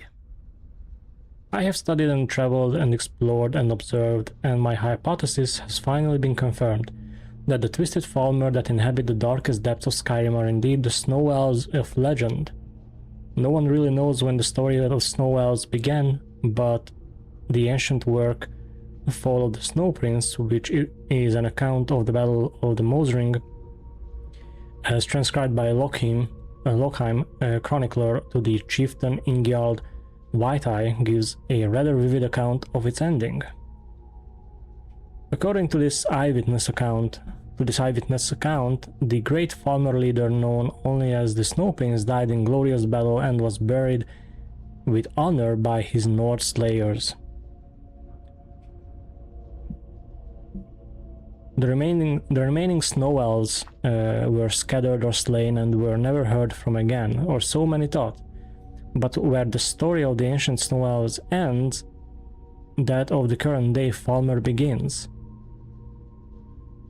For when the Snow Elf host was shattered on that fateful day, it did not simply disperse, it descended into the earth deep underground. For the Falmer sought sanctuary in the most unlikely places, Blackreach, far beneath the surface of Skyrim, in the legendary realm of the Dwemer themselves. Yes, Blackreach exists. I have been there, and unlike most of those who have witnessed its terrible glories, I have returned. And I now know the truth about the Falmer. After their death by the Nords, the dwarves of old agreed to protect the Falmer, but at a terrible price. For these Dwemer did not trust their Snow Elf guests and forced them to consume the toxic fungi that once grew deep underground. As a result, Snow Elves were rendered blind.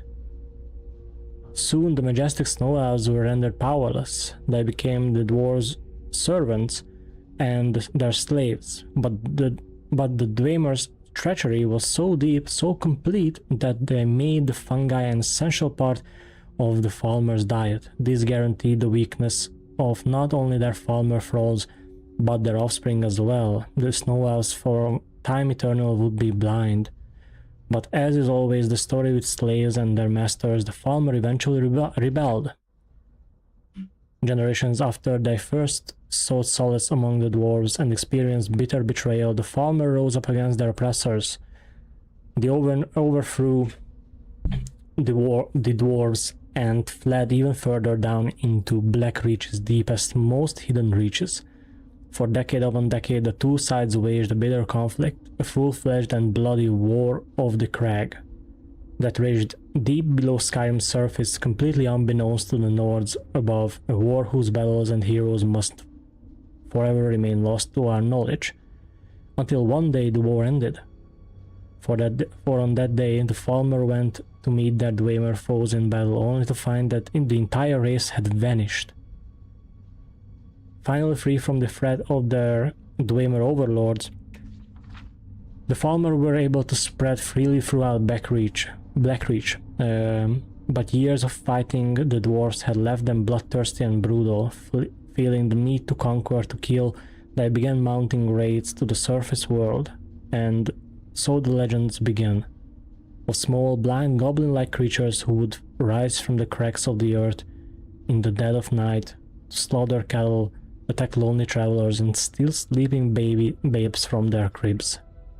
In recent years, however, the sightings of these creatures have become more and more frequent, their raids more organized, their attacks more brutal. In fact, one might even come to the conclusion that the Falmer are ready to change once again. Could it be true? Are the snow elves of ages past ready to reclaim their long-forgotten glory? Are they ready to surge to the surface and make war upon the light dwellers? If that happens, if the Falmer are indeed planning on reconquering Skyrim, I fear a horror neither men nor gods could possibly stand against. Cool! Frontier, Conquest and Accommodation. A social history of Cyrodiil.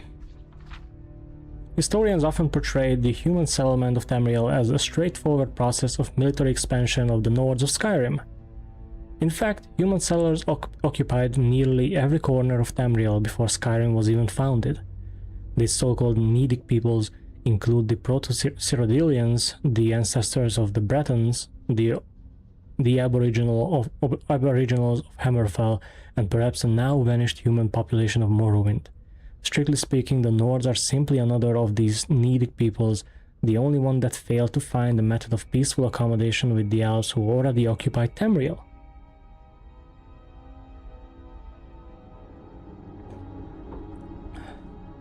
Isdramor was certainly not the first human settler in Tamriel.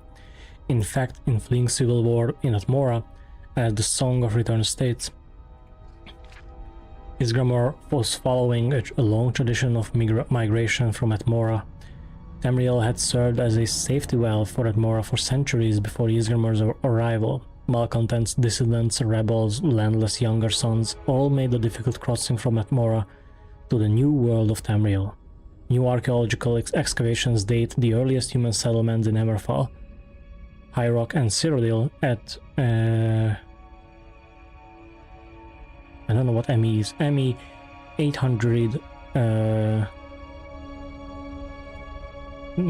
between 800 and 1000 centuries earlier than Ysgramor, even assuming the 12 North kings prior to Harold were actually historical figures.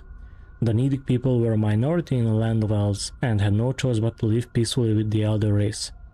In High Rock, Hammerfell, Cyrodiil, and possibly Morrowind, they did just that, and the Nedic peoples flourished and expanded over the last centuries of the Meratic era. Only in Skyrim did this accommodation break down. An event recorded in the Song of Return, perhaps being close to reinforcements from Atmora, the Proto-Nords did not feel it necessary to submit to the authority of the Skyrim elves. Indeed, the early Nord chronicles note that under King Harold, the first historical Nord ruler, between the years 113 and 221 of the First Era, the Atmoran mercenaries returned to their homeland following the consolidation of Skyrim as a centralized kingdom. Whatever the case, the pattern was set, and Skyrim expansion would proceed militarily, with human settlement following the frontier of the conquest, and the line between human territory and elven territory was relatively clear. But beyond this zone of conflict, the other Nedic peoples continued to merge with their elven neighbors. When the Nord armies of the First Empire finally entered High Rock and Cyrodiil, they found Bretons and Proto-Cyrodiils already living there among elves. Indeed, the Norse found it difficult to distinguish between elf and Breton. The two races had already intermingled to such a degree. The arrival of the Nords' armies upset the balance of power between the Nedic people and the elves. Although the Nords' expansion into High Rock and Cyrodiil was relatively brief, less than 2 centuries, the result was decisive. From then on, power in those regions shifted from the elves to the humans. Goddamn Nords. Always warring, always waging wars. Okay, necklace.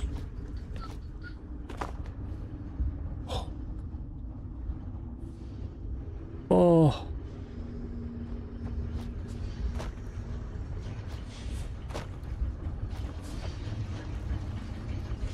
so much stuff.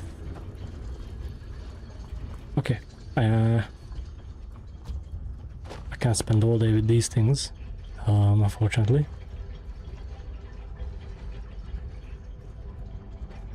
Ooh, farmer stuff.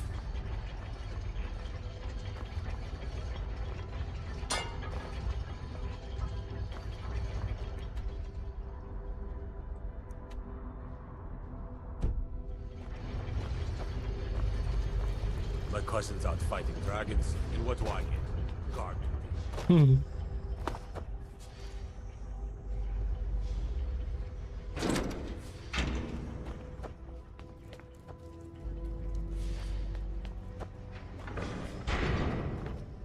Oh, another one. I really need to go to Riften with these gems.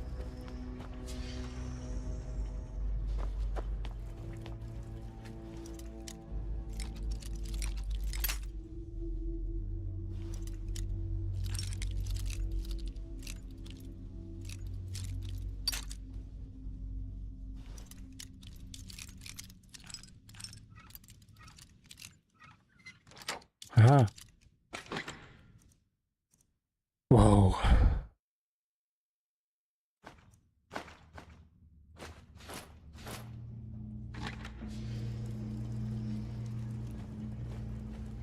Alrighty. Toodaloo. Goodbye.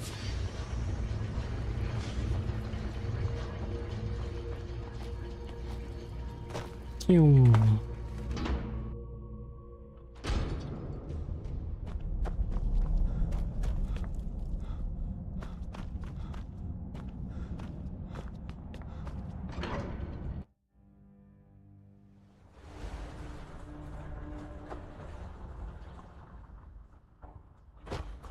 Alright, so we have a few things in the city.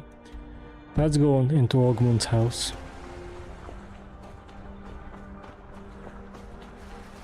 And see what's gonna happen there.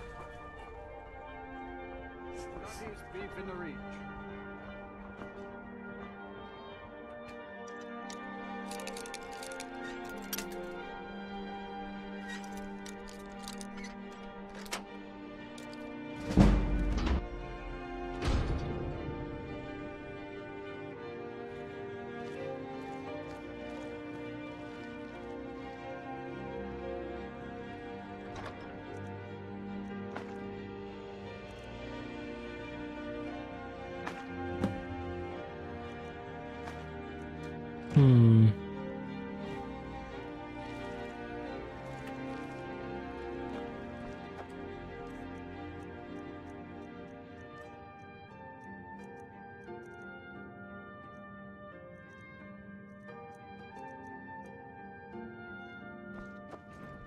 That's pretty cool though.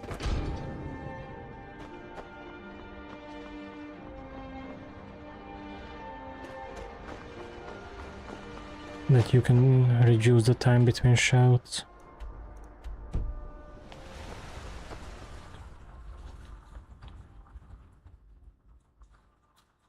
I wish I could disenchant that, but it's a quest item. I doubt that it's possible.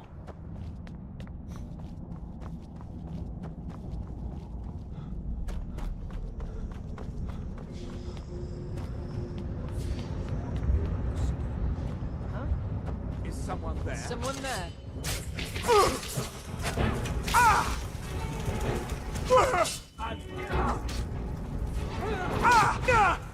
You're fine. What did I do?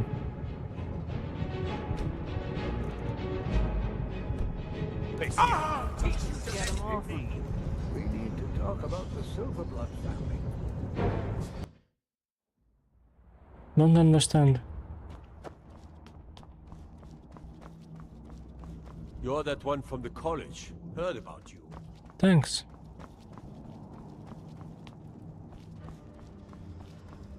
Damn those Forsworn. Think they can kill people in my city? I'll have Madanach's head. Over here!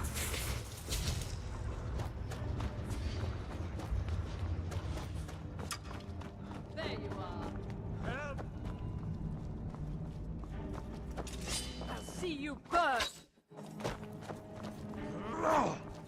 Why is everyone attacking me? What have I done?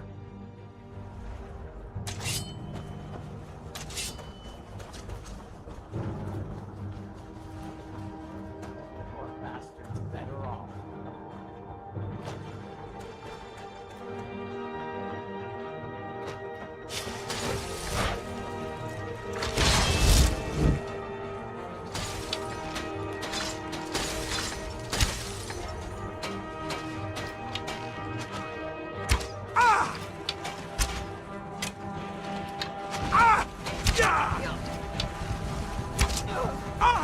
Teaching a message me. What the hell did I do?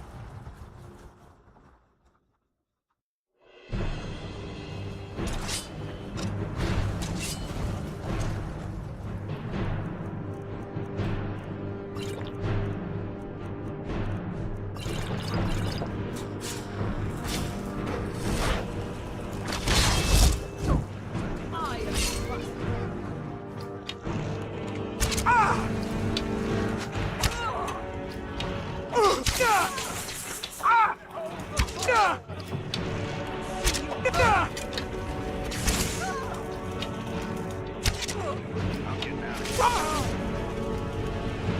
I don't understand.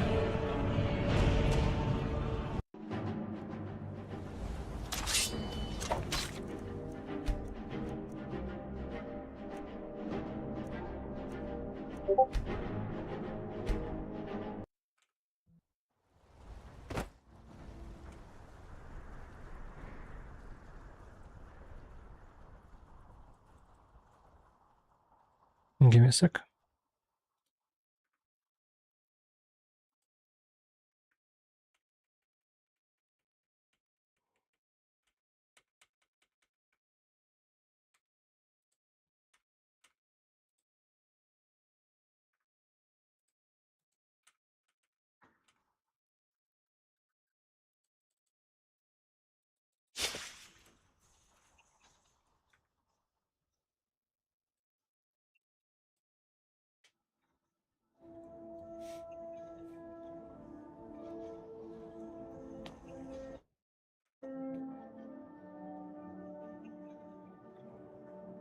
Okay.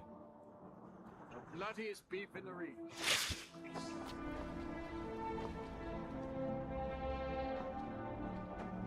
So will any market soldier now city guard attack me?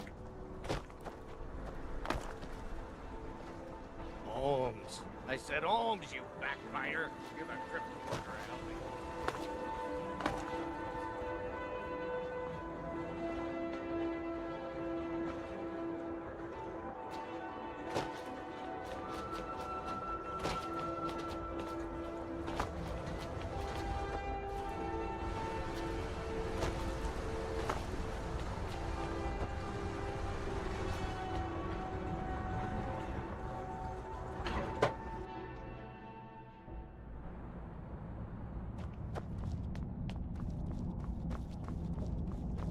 Hands to yourselves.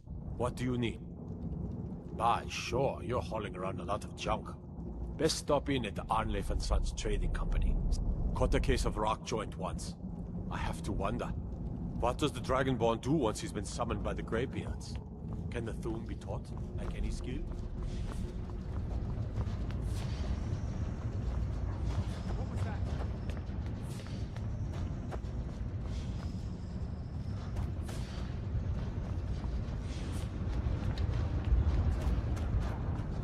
Huh? What's going on?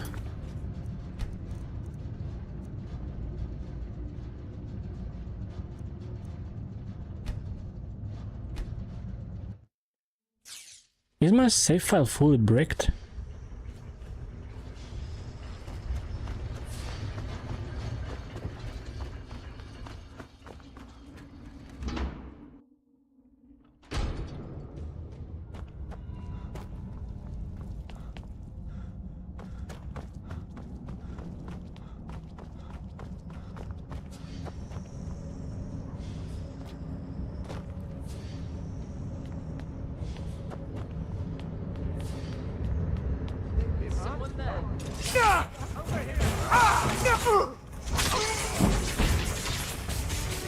Teach you to mess with me.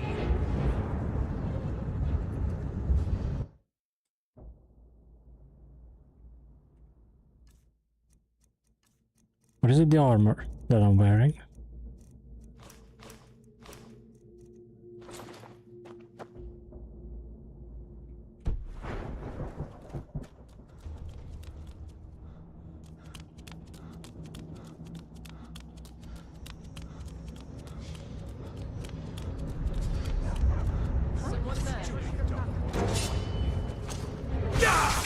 I don't understand What is it? what's going on.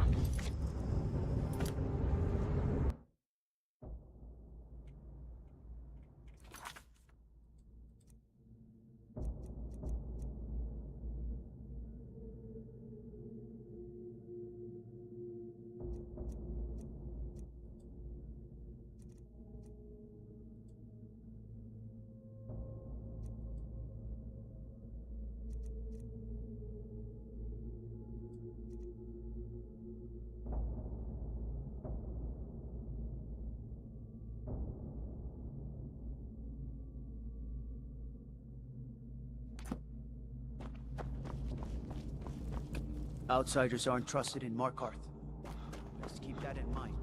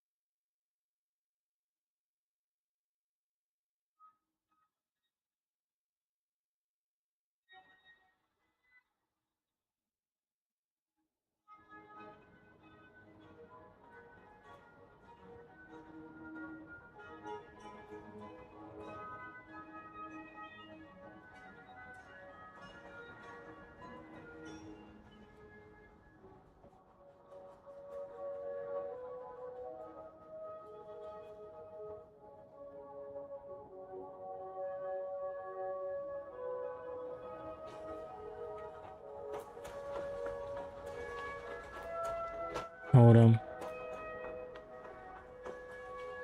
I might have found maybe.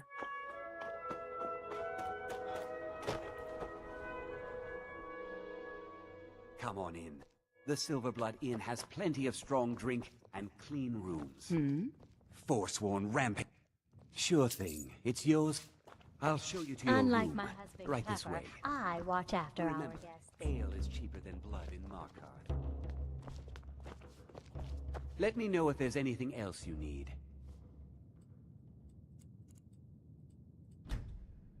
Let's see what happens.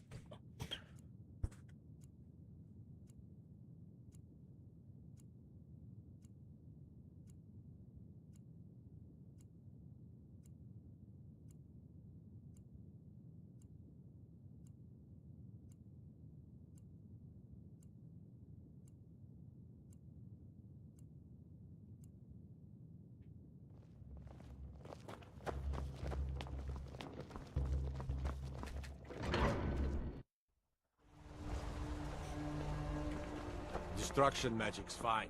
Just don't go burning down any buildings. And the guard doesn't wanna kill me.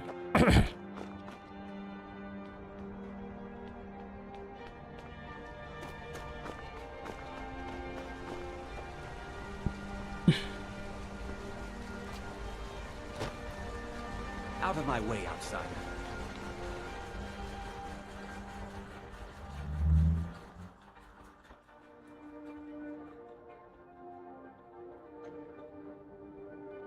I am adamantium. I'm not really sure what you mean.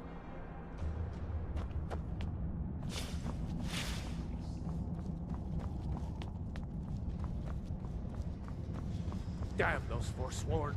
Think they can kill people in my city? I'll have that on them. Fight them where they live. We won't have to fight them here. Okay, okay, this worked. Know how to deal with talents. Okay, so I had to find a safe room and wait 24 hours. Interesting.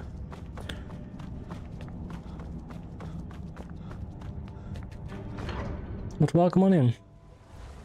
Welcome on in, adamantium. Let's see. So now I need to go to Osmond's house. Osmond? Whatever. Grab that necklace. My wife Kira runs our jewelry stall on the market.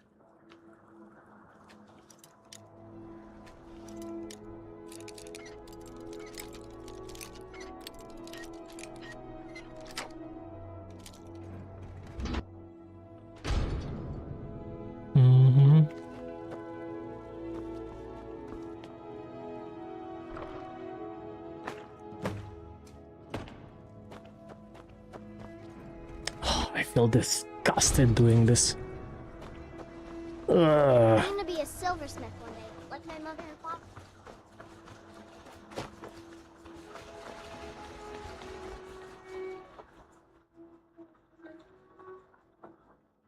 But a quest is a quest.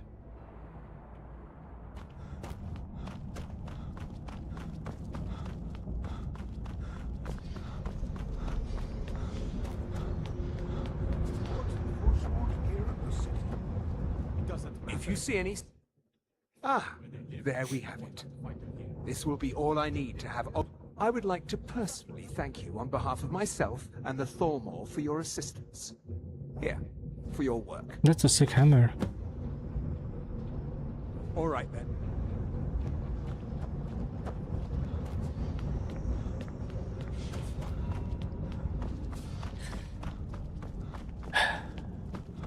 To be honest, now that I'm working for two Daedra gods,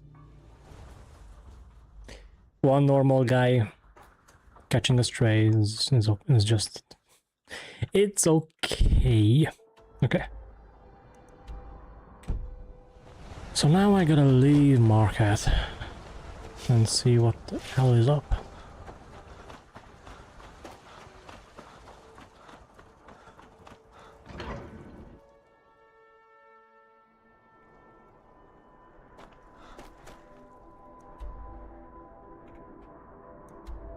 I have quite a few places to go.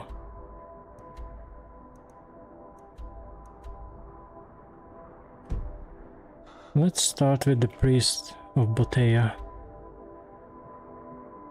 Boetia, I think that's how it's said.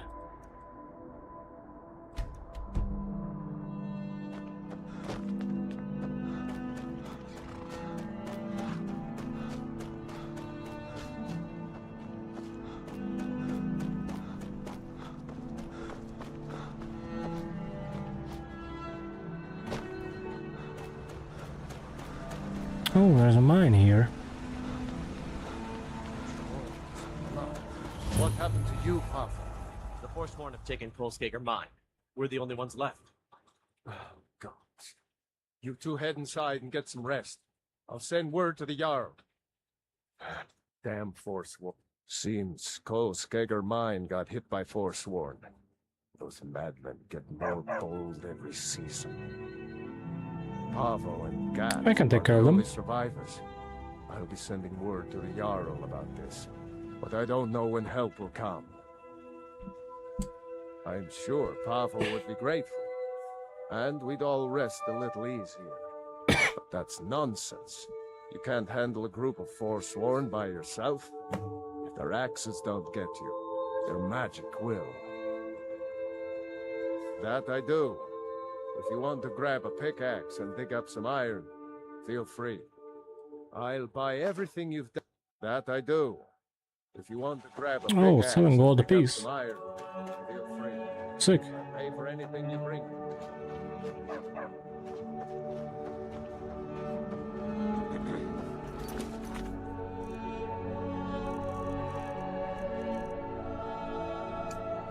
Got to thinking. Maybe I'm the Dragonborn. Oh. I just don't know it yet. You're the Dragonborn. Yeah. Nice one. Yeah. Nice one, buddy.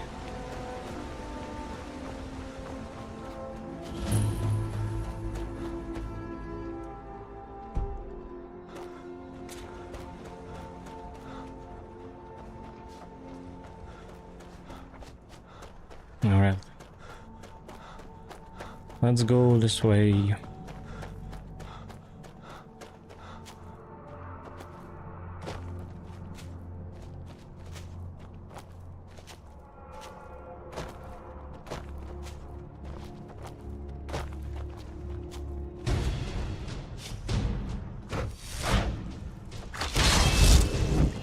Oh, hey there.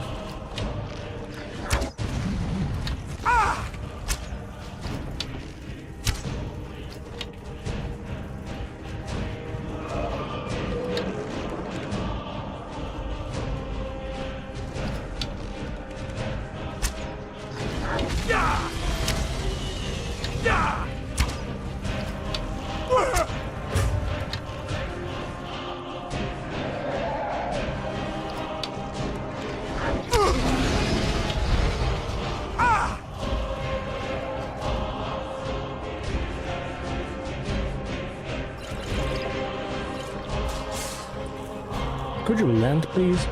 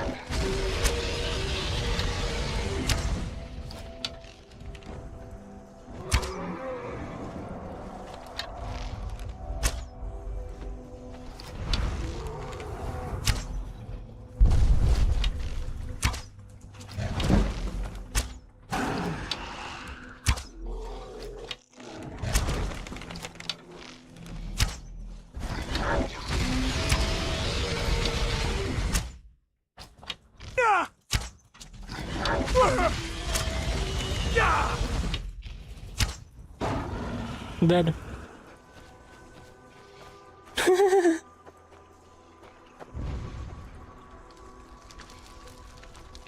Yeah.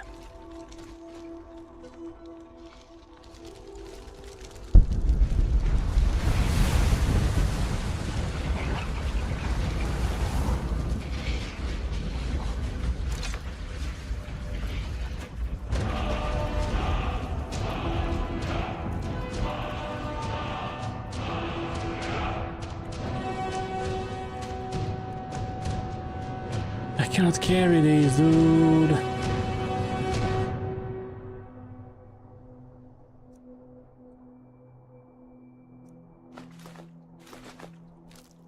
I cannot carry these.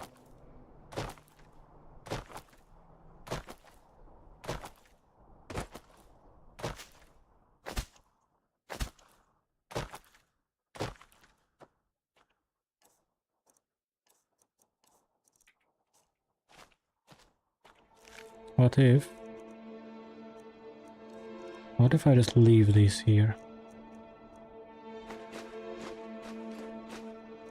Like that. And then I'll come back.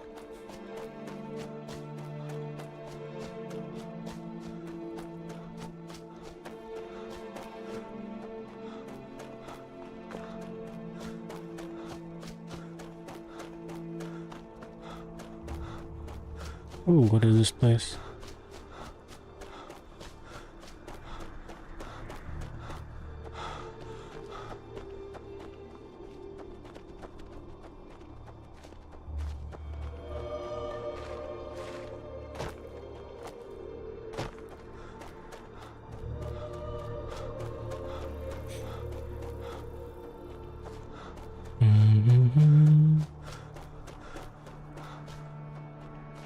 Oh, there's a shrine nearby.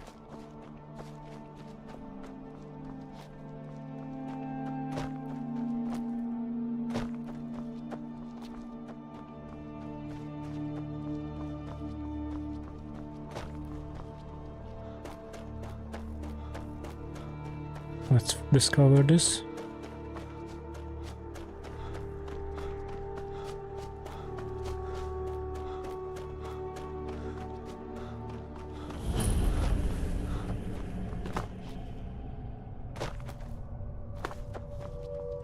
What is this place? Never should have come here.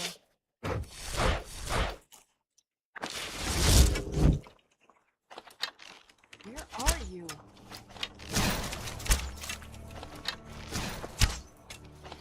Yeah! To finish this!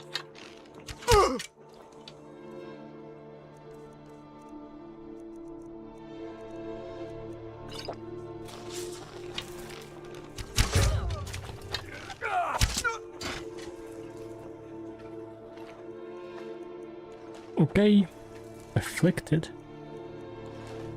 Afflicted with what? Like poison used something.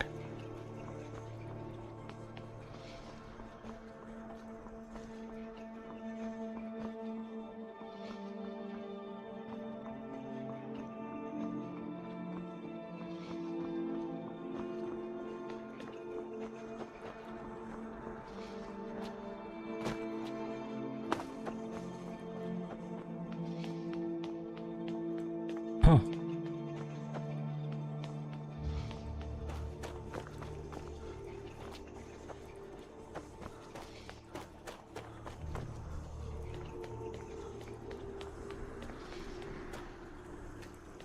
Requires key.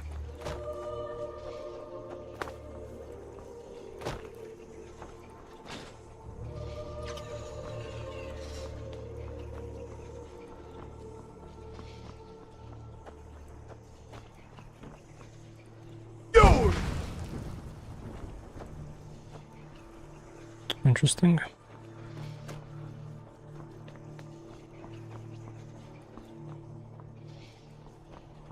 I need some strong stuff, I guess, for this. But potentially during a quest.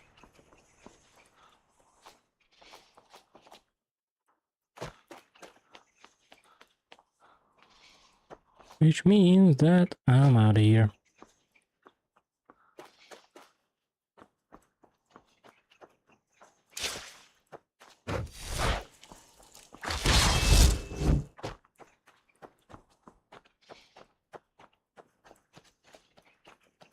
Brilliant. Stendar's mercy be upon you, for the vigil has none to spare.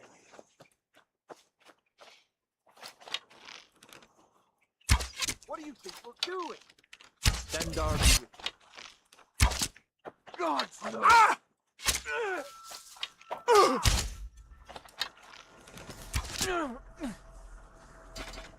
I'm on the side of Molag Ball.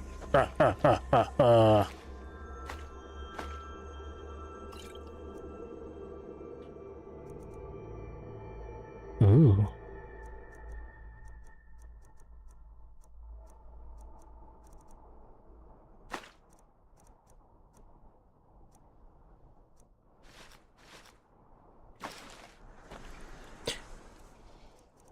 I didn't mean to pick everything up.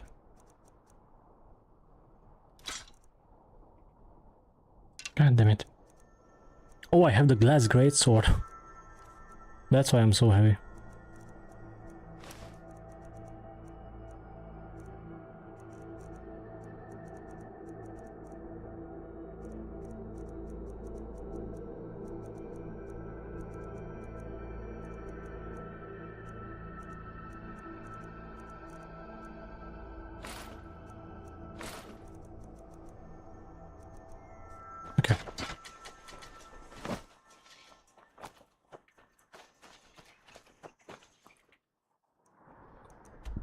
Alright, I'm almost there.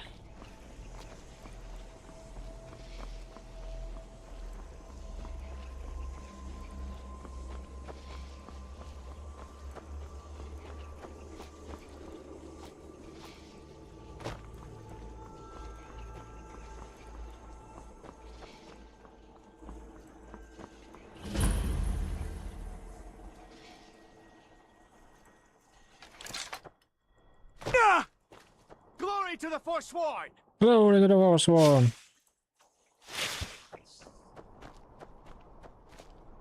The Reach will be ours again.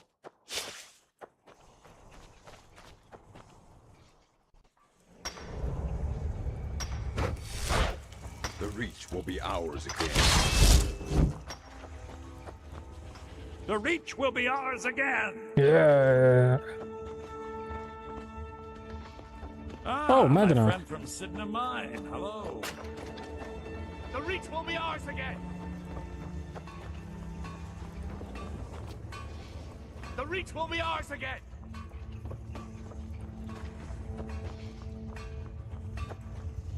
You there? Are you here to kill me? Slay the mighty Lowgrove, while he sits tied and helpless. Rescue? No one knew where I was when I was taken. Who sent you? The Dark Mistress sent you? Ha! Now tell me the one about the troll who gives gifts to good little boys. Fine, I won't ask questions. Cut me loose. Oh, freedom. Now get out of my way. I have a task to attend to.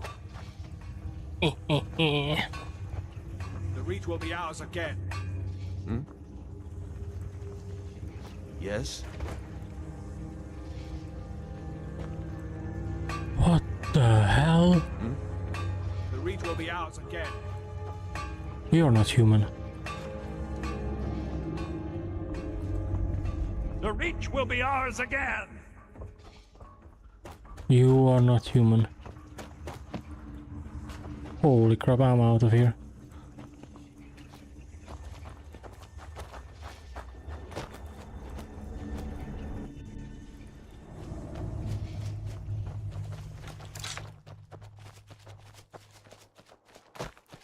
All right. Let's see.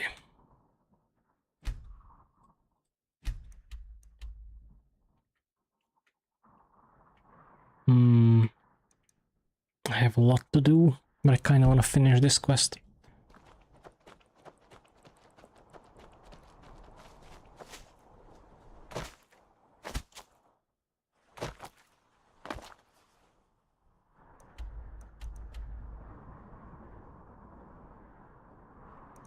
I mean, I guess I could do that as well while I'm here. It's not every day that I'm up here in the north. I just wish Lydia was with me.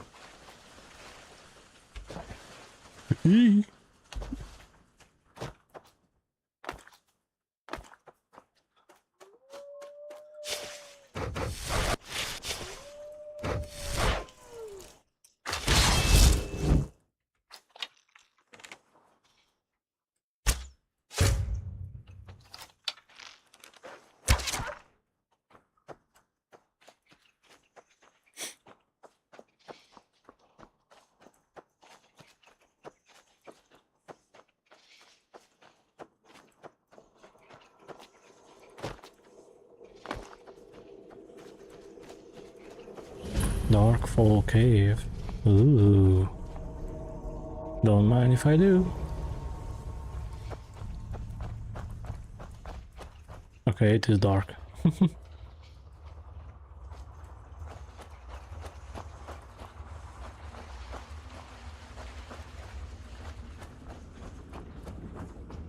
Alright, what's inhabiting this place? Trolls? Spiders?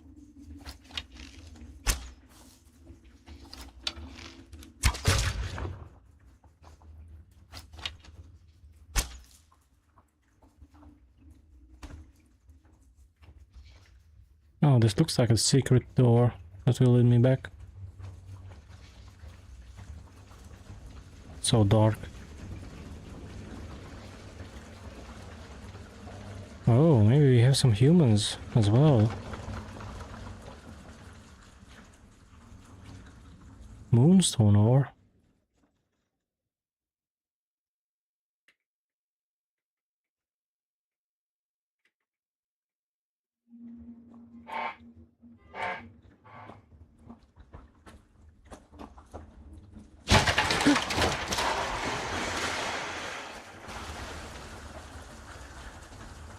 What happened?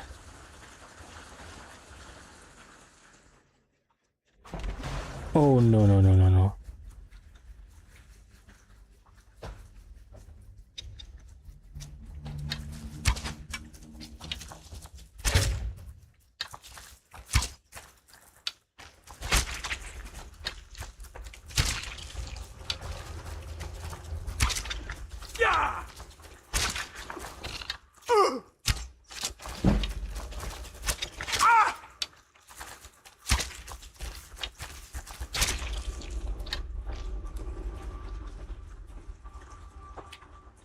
I hate this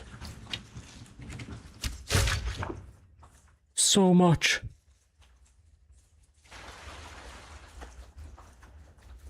Holy crap.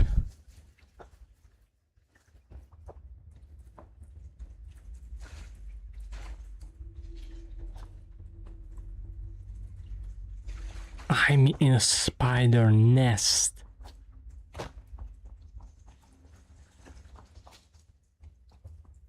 I literally can't see.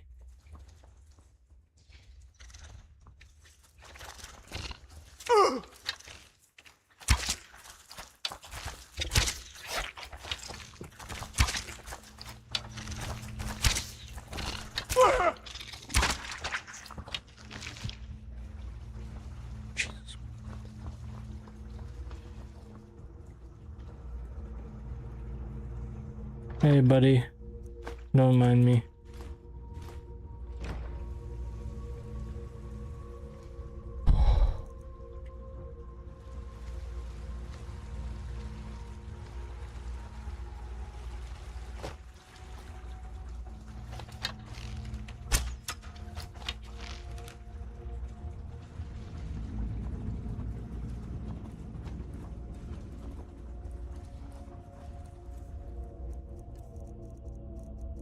Let me heal up.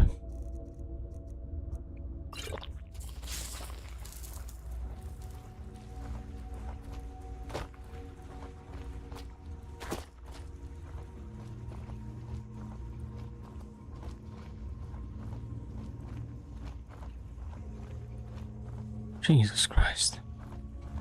Who the hell? Also, who the hell set these torches?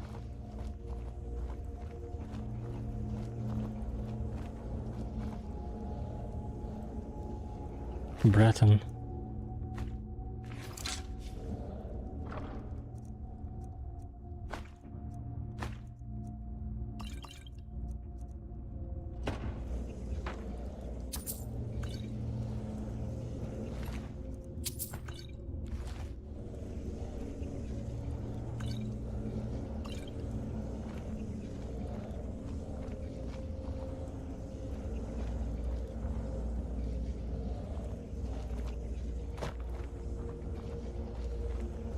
I guess what I could do.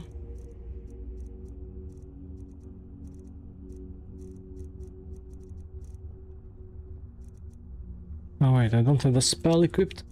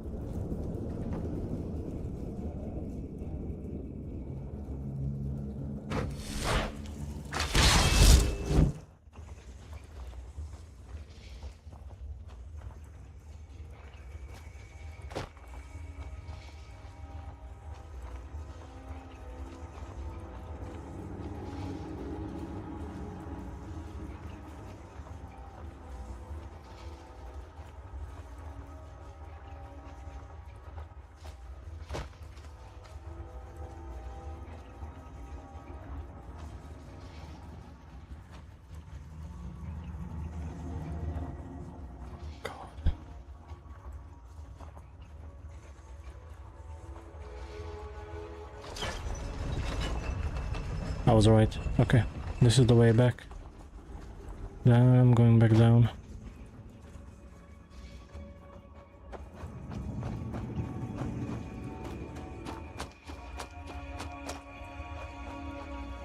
At this point I need to explore this place.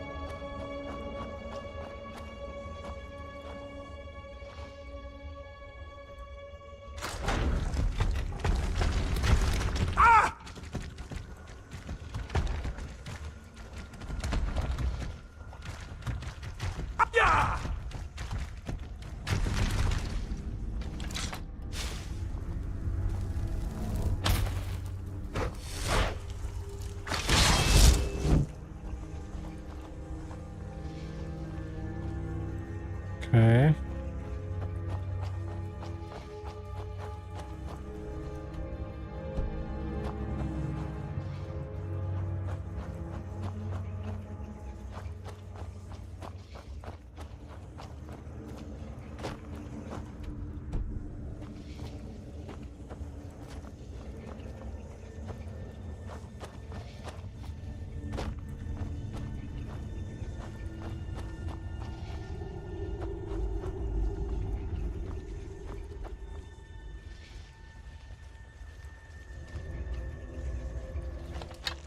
See a troll?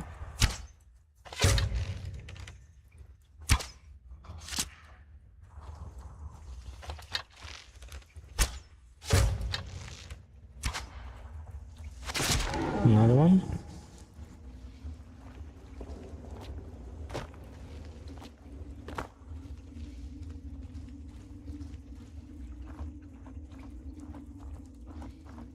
This cave is really cool.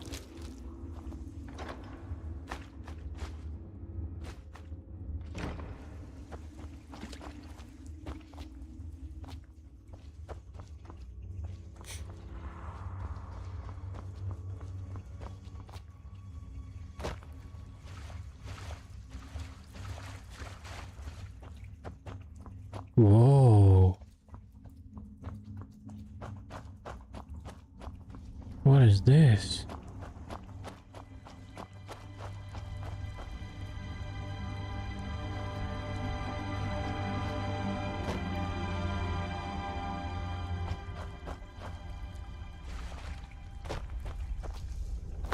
Shrine of Oriel.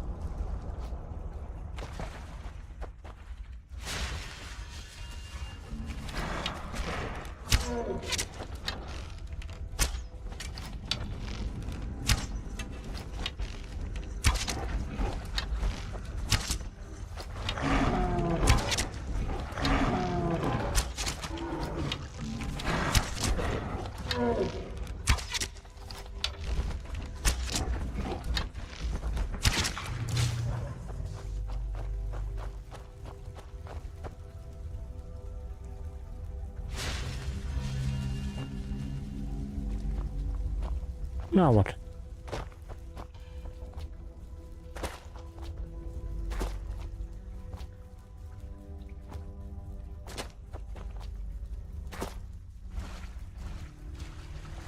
I feel like this is supposed to like come up from the ground.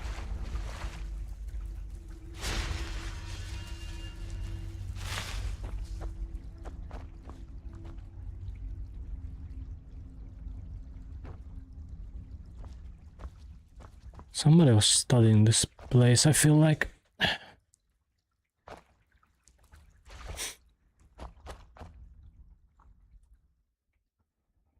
Oh, there's a cave.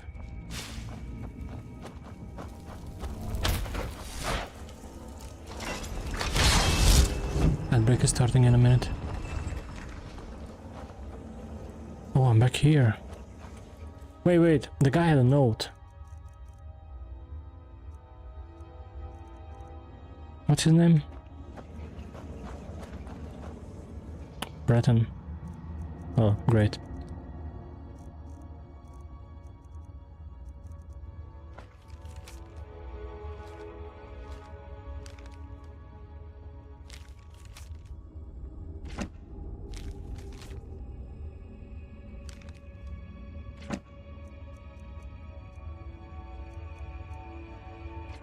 No!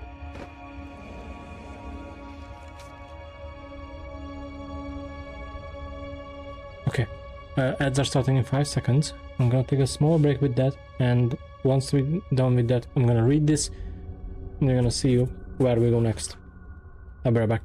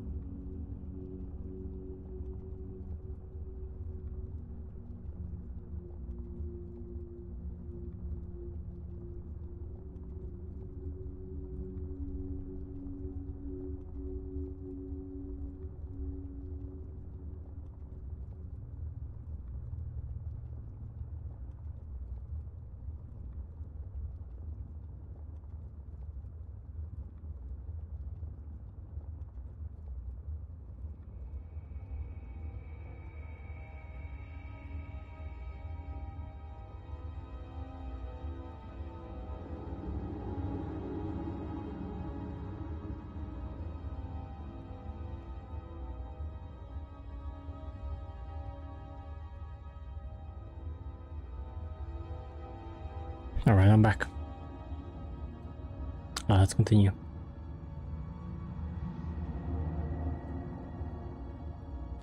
Sister, I know that you'll come find me, but it will be too late. If you find this letter, get out of this forsaken cave as soon as possible. We were foolish to think we could live so close to such creatures and live peacefully. I should have headed back to camp with you after we placed the torches down here. I thought these trolls would be different. that they somehow understand that we didn't want to hurt them. I am now cornered, and it's only a matter of time before one of the trolls decides to finish me off. I hope it's a quick death. Farewell, my dear sister. Oh, that's all? But what about this?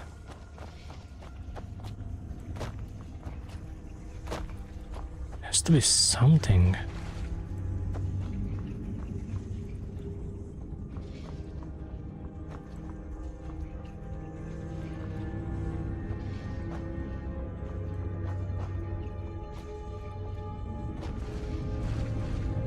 Because this is a mechanic.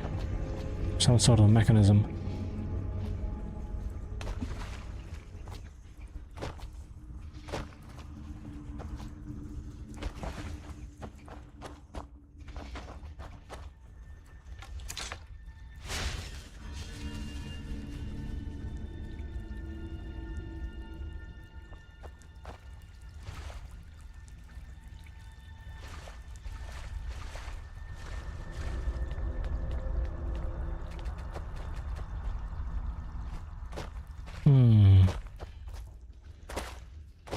Is this really it?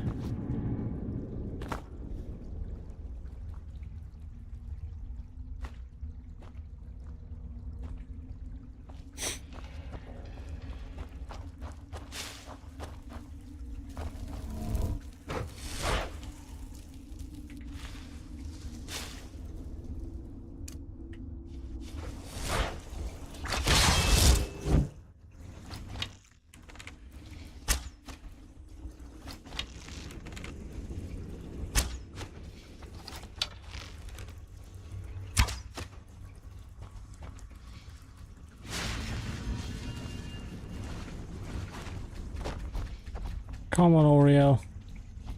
Give me something. God damn it. Maybe a quest. Who knows? But hey. We cleared the area. But goddamn, that was one hell of a start to this place. That scared the living hell out of me. With all those spiders.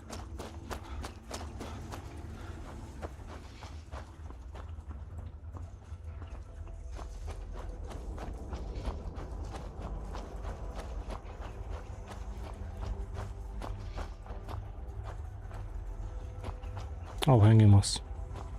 Don't fall down.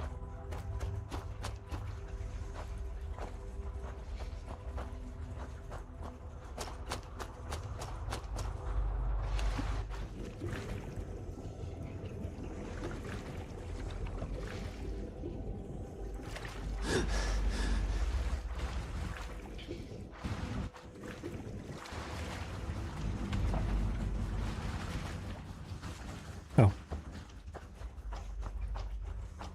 Alright, let me out.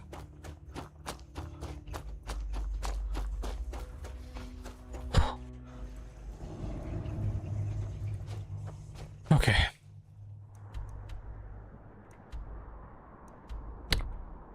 I knew it. It's not cleared yet.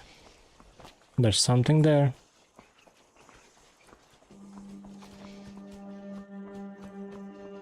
Alright, I think we are headed towards Talmor at some point. But what is this building?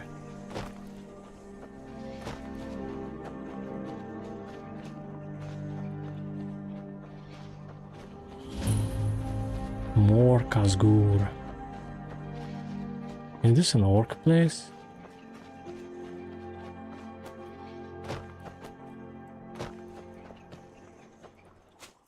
Halt, Outlander!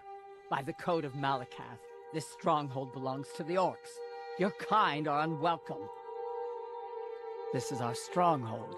Here, we are free to live as Malakath intended, away from the prying eyes of the Nords. You're not an orc or bloodkin, so stay out. We only help our own. There are few great strongholds worthy to talk about. Dushnik-Yar, Mor-Kazgur, Narzobur, and Lagerspur. Who's Malakath? We've heard whispers of an enchanted pair of gauntlets, hidden and protected by dangerous men, beasts, or worse. They are called the Forge Master's Fingers. Bring them to our chief, and he will decide if you are worthy to be bloodkin to the orcs. We will see.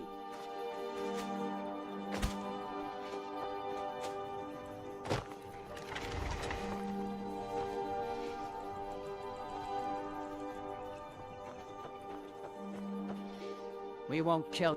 He is the Daedric Lord of the Orcs, the keeper of the sworn oath and the bloody curse. We live by his code and follow his teachings. An outlander like you wouldn't understand. That's just Don't rude. come back. But I will.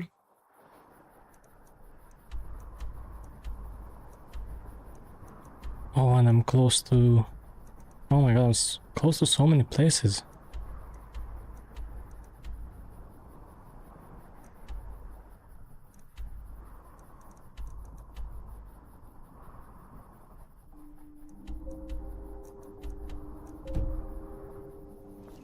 Jesus Christ.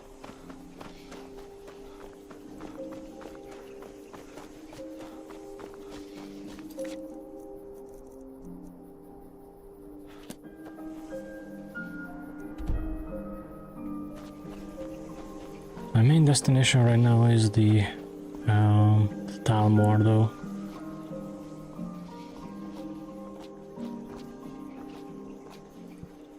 Also, let's go there.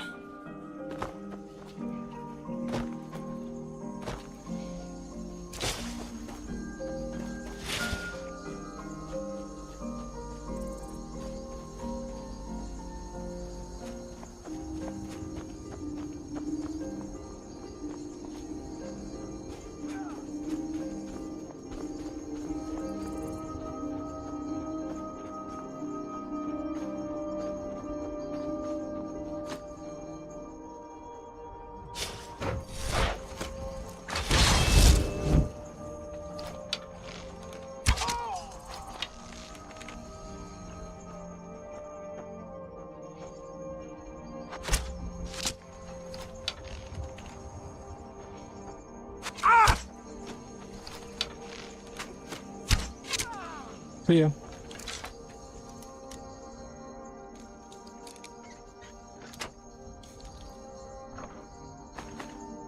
Thanks.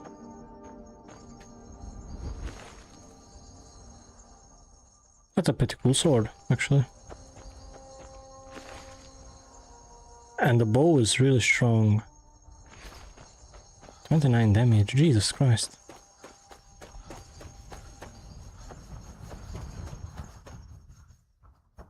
Oh, what's this?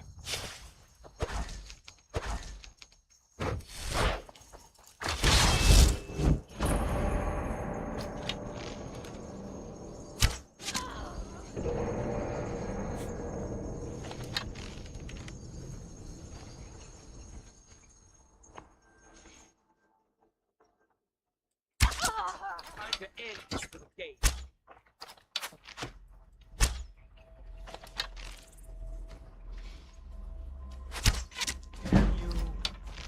Forsworn forever!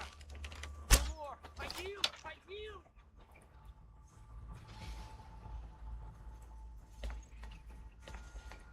Come on.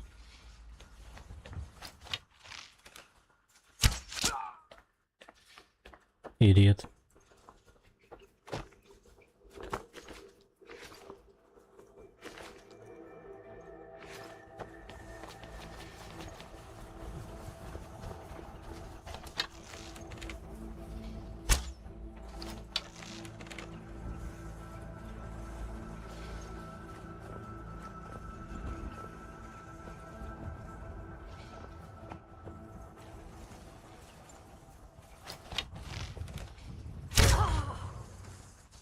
See ya.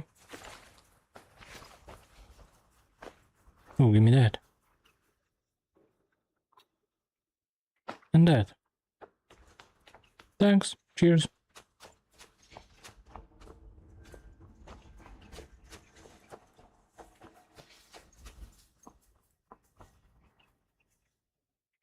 Let's see what this place is.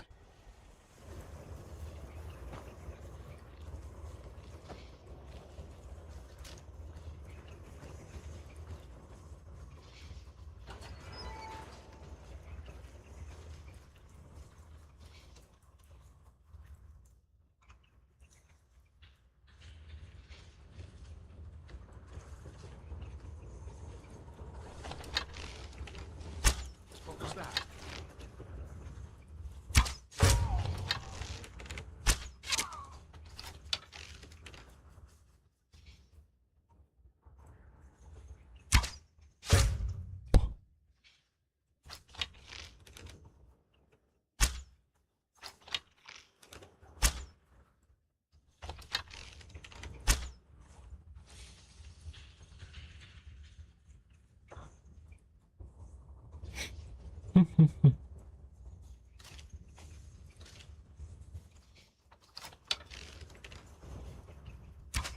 No.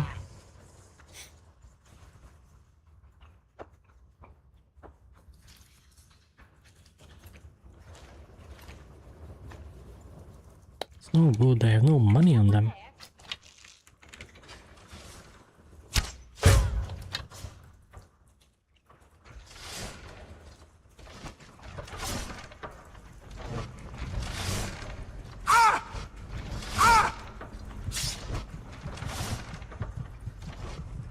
I'm alive.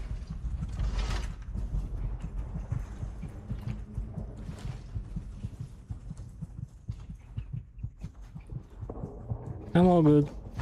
I'm alive. No need to worry.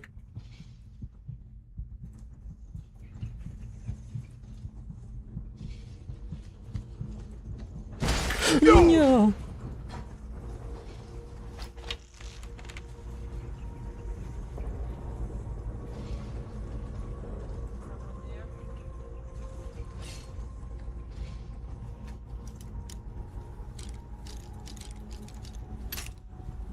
Jesus Christ, the master one? Wait. Should have a lockpicking potion.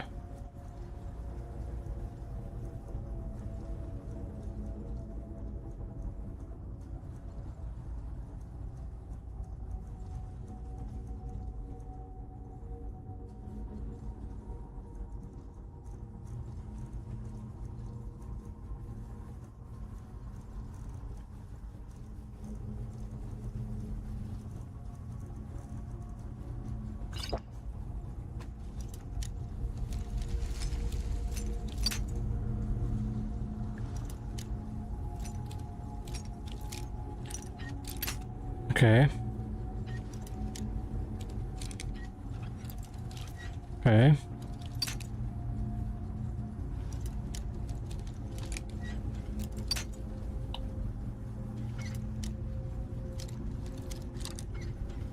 Haha.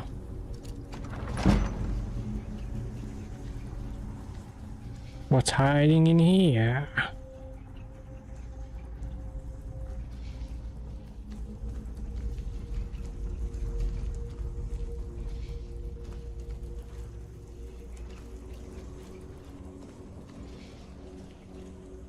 What is that place? These guys had gold on them.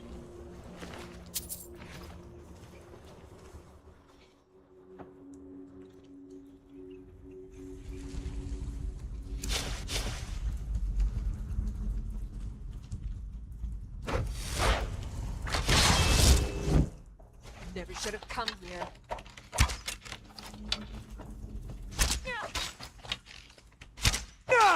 Do your worst. Oh well. Must have run off. Oh god.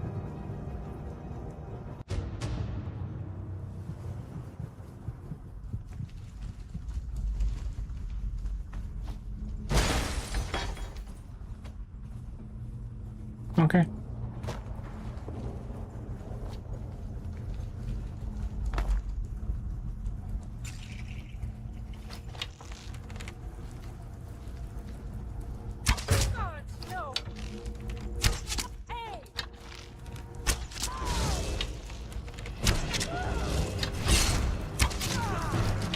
See ya.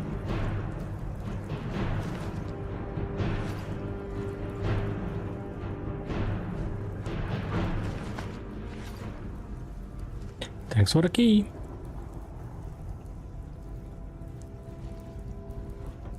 Oh.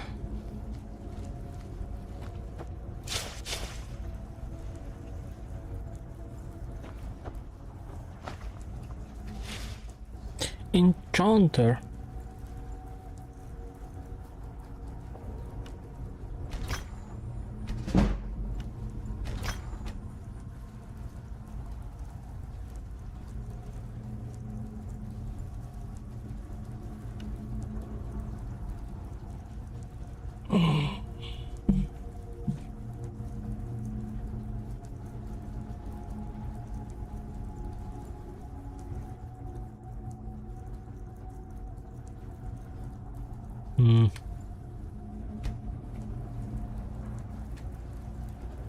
Wait, maybe.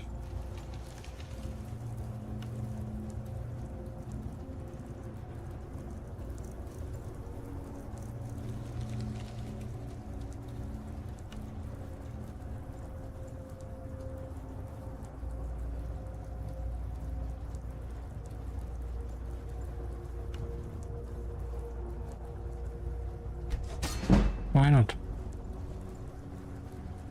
Worst case, I can sell it for a lot.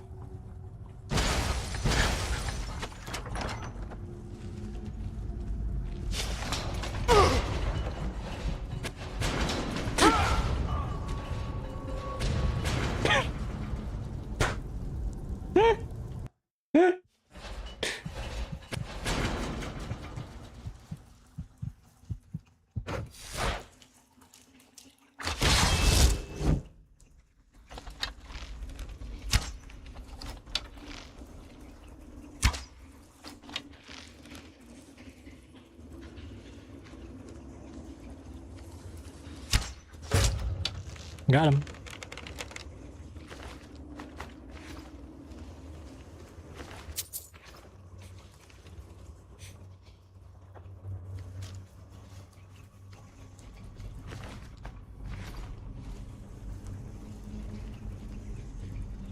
The Madman of the Reach.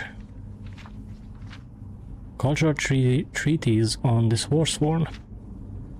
Since the legendary victory of Tiber Septim over the barbarian natives in the Battle of the Old Roldan, Imperial and North scholarship has cast the people of the Reach as little more than savages, prone to irrational fits of violence, worshipping old heretical gods and fetishizing beasts and nature spirits that any civilized person would best well avoid. In truth, these accounts are little more than Victor's essays. A perspective narrowed by the Empire's constant strife with the ancient, proud people that lived in this land far before Tiber Septim walked the soil of Tamriel. In light of this, I hope to create a more complete, accurate, and fair assessment of a group that has long suffered under the role of enemy, troublemakers, and them. Let us begin with the Forsworn, the so-called Madmen of the Reach. The Imperial Legion classifies them as little more than brigands, noting their constant raids and ambushes within the hold. But none of their military reports ask the question of why. If they were merely a group of bandits, surely they would be focused on acquiring gold and minimizing debts among their own. But the opposite is true in Forsworn attacks. Large sums of coin are often left behind and their fighters easily throw away their lives rather than risk capture by Imperial soldiers. It is this incongruity that led me to Marquette, the capital of the Reach, in search of answers. There I met one of the native peoples, an old woman who preferred to not be named in my writings. She told me of her family's long history, how she believes they originally came from the High Rock, home of the Bredons, which would explain the similar faces and stature of the two peoples, how the Nords came and took their lands and their gods and their culture from them. When I was asked about the Forsworn, the old lady would say that they are the real men and women of the Reach, those that refuse to give in to the Nords. those that still practice the ancient traditions that the rest of their people had abandoned in exchange for peace. In time, I was able to create trust with many more natives in my search that corroborated the old woman's story. By chance, one of them arranged a meeting between myself and what I thought was an elder member of his village. I was shocked to find that I was led to a camp filled with animal skulls, severed heads, and still beating hearts that I had read about from the military reports back in the Imperial City. There I met Cortoran, a Forsworn who seemed amused at the prospect of me writing down his story, which I quote in full below. You want to know who the Forsworn are? We are the people who must pillage our own land, burn our own ground.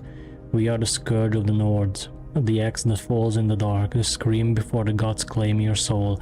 We are the true sons and daughters of the Reach. The spirits and hags have lived here from the beginning, and they are on our side. Go back and tell your empire that we will have our own kingdom again. And on that day, we will be the ones burying your dead in a land that is no longer yours. Ooh. Darkest darkness.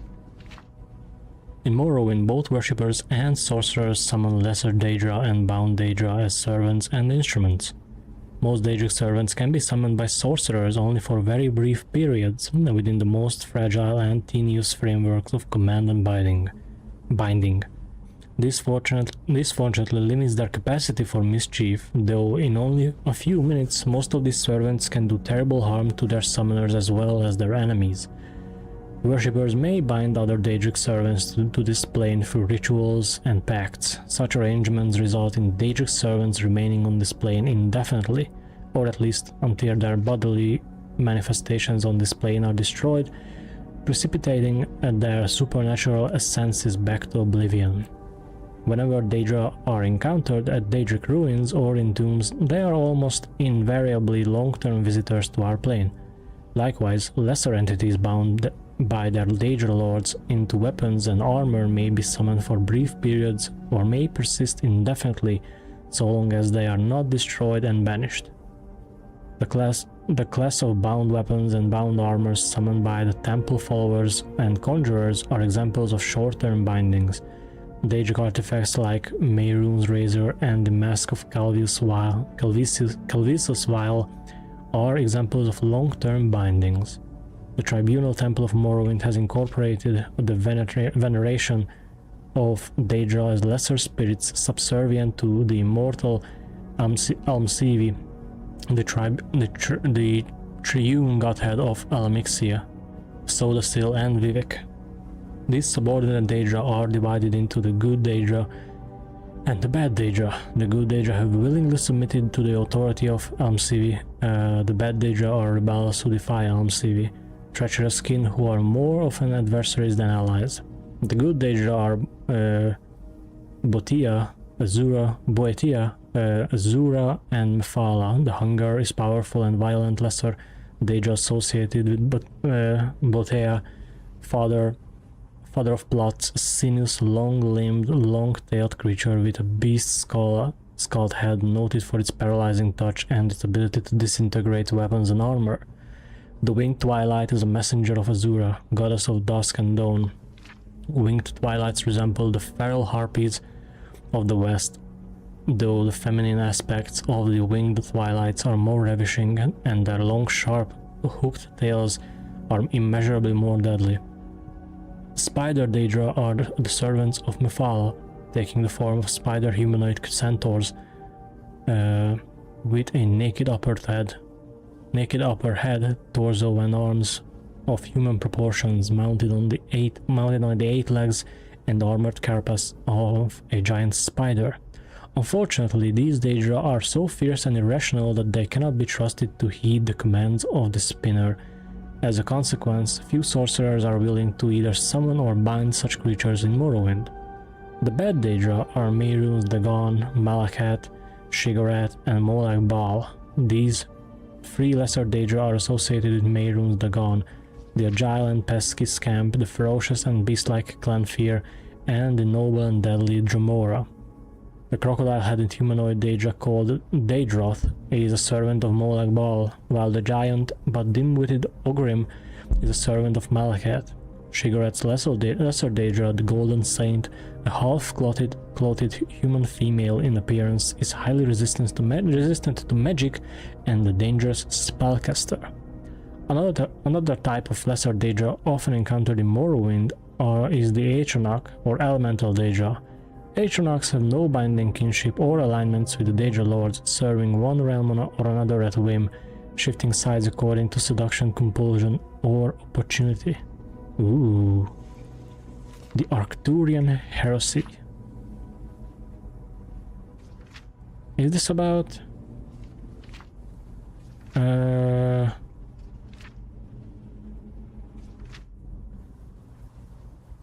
Yes, I've read this. Actually, now that I've done this... I can throw this away. And also the Arcturian Heresy.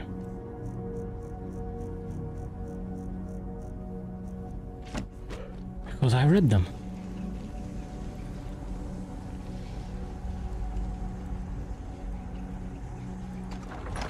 Deepwood Whale.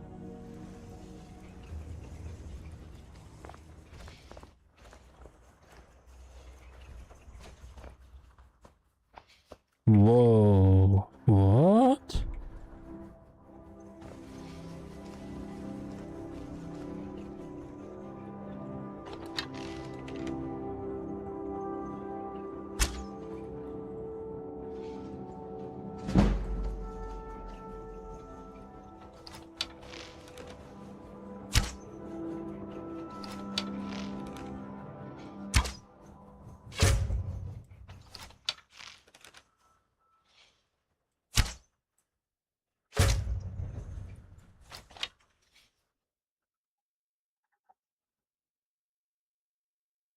Where is the rest?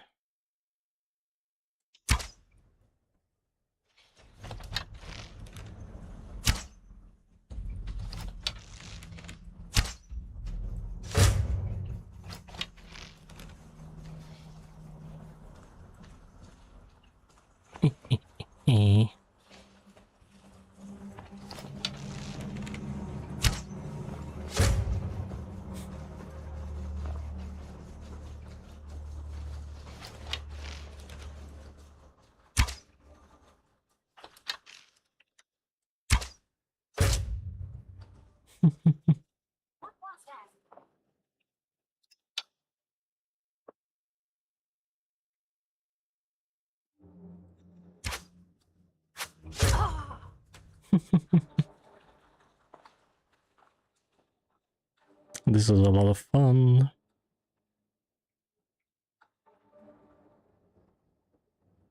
This place is quite huge.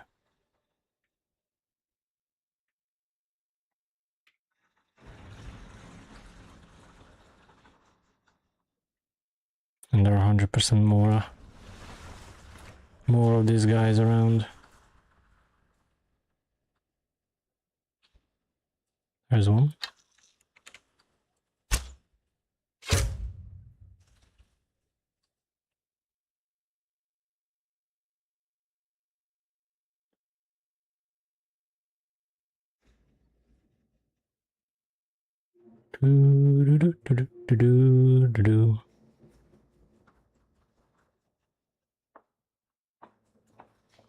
Hello?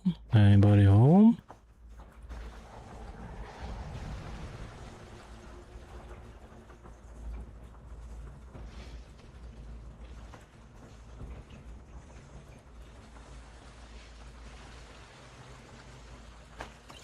I'll take the potions.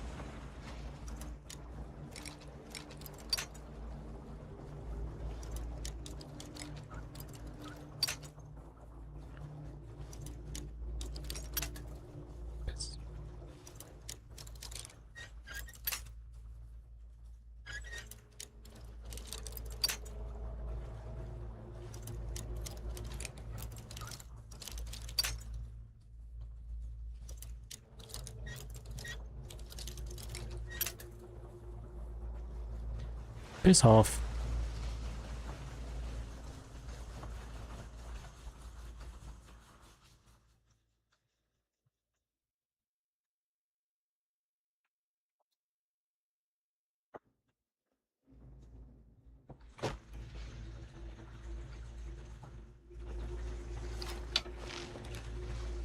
What's that?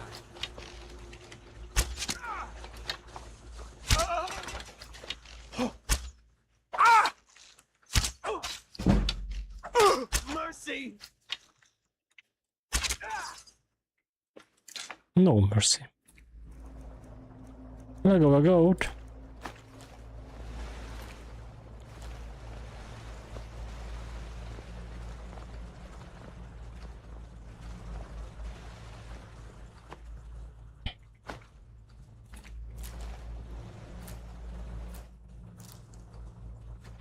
Ooh, alchemy.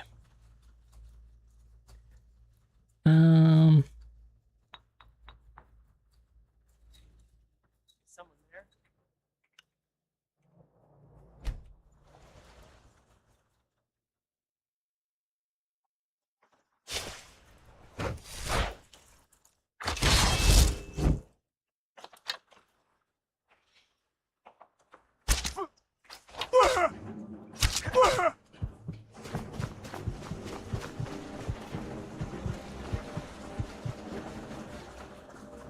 You don't have a chance.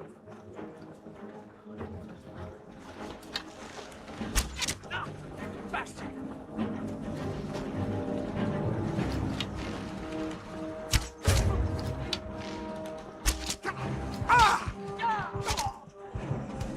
I almost died. Briarheart.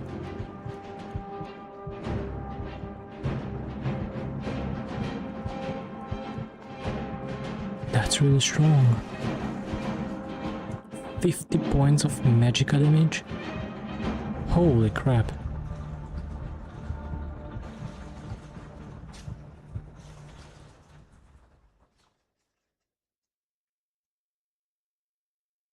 Yeah, that's strong as hell. See ya.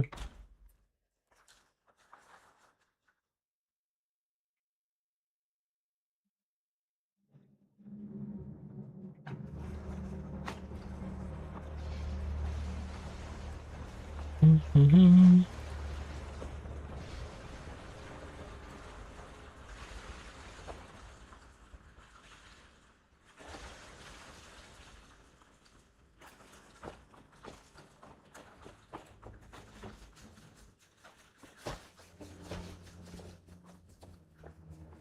Can I continue to do alchemy? Please?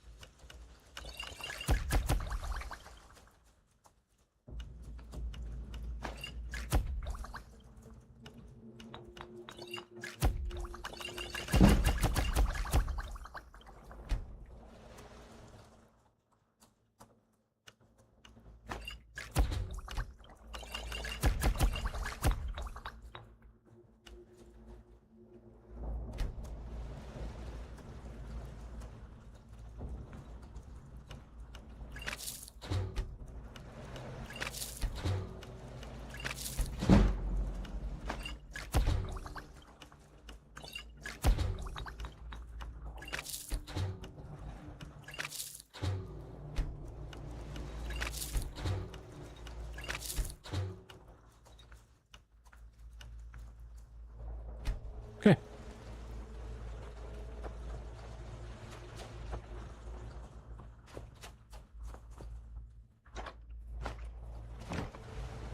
Nice amount of gold.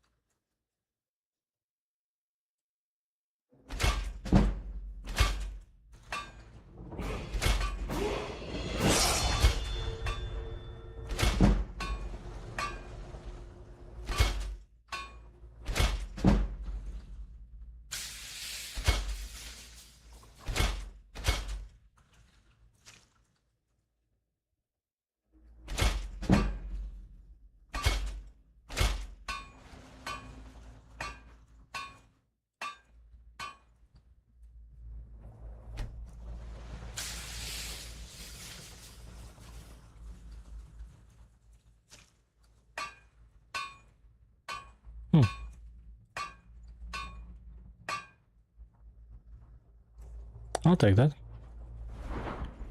Alright, level up.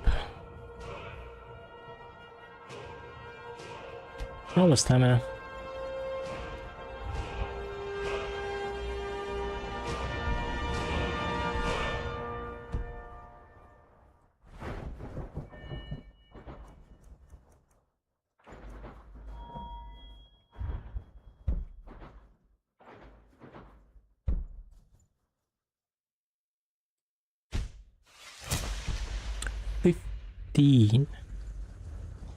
You say, huh?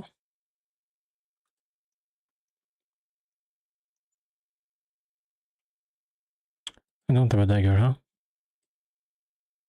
Nope. But that's fine.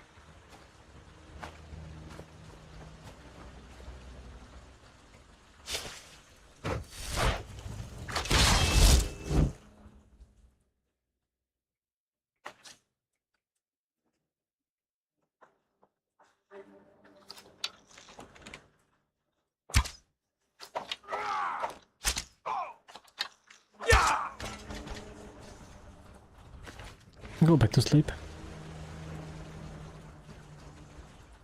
Just go back to sleep.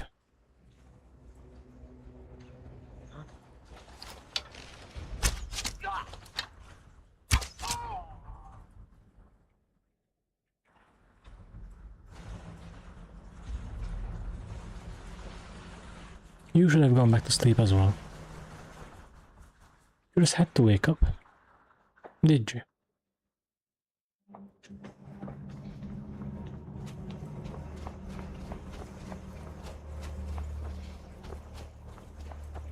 Ooh, big chest. Oh.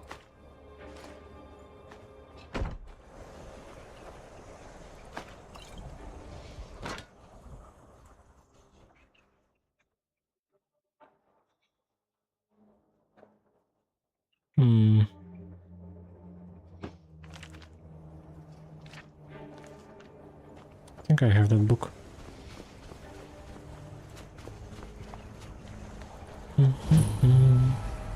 Hag's End. Oh boy. What kind of shout will we learn here?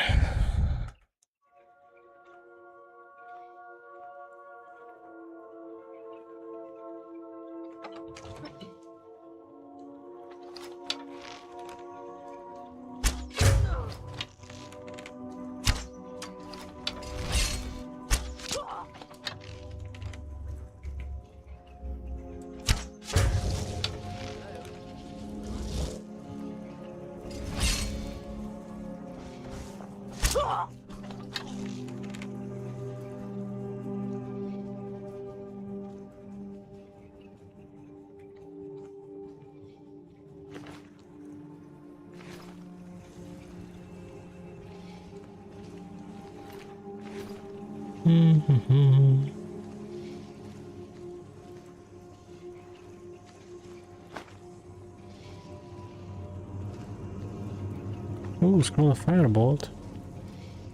A dagger! Just need to find an enchanting table.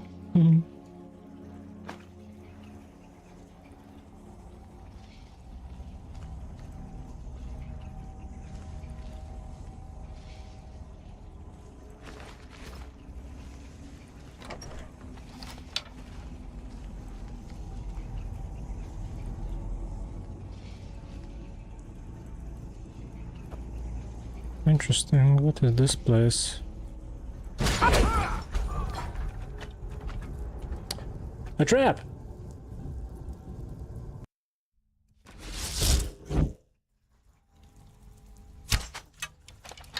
Did you hear something?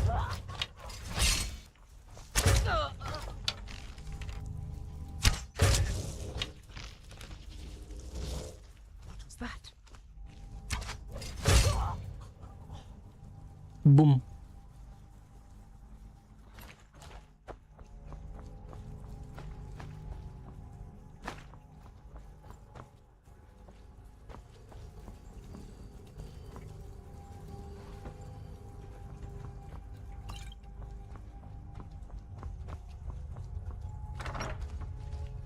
Oh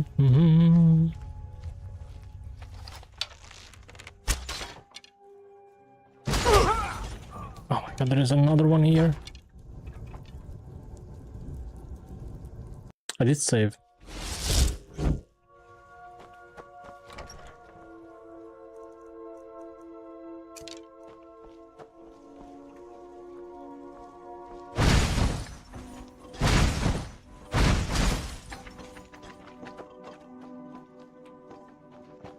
We good? Now it's all a mess.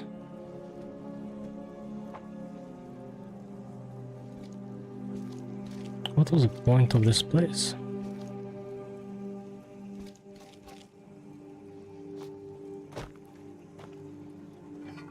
Oh, money.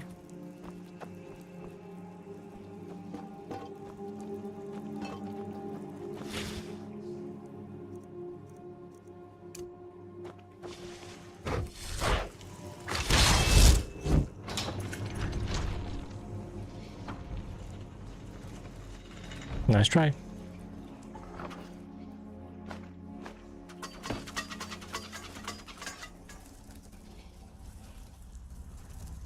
Goddamn traps.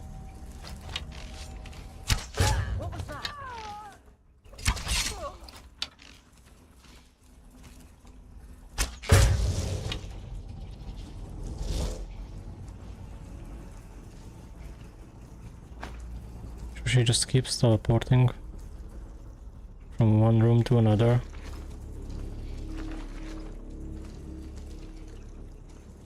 This thing is like a fake door.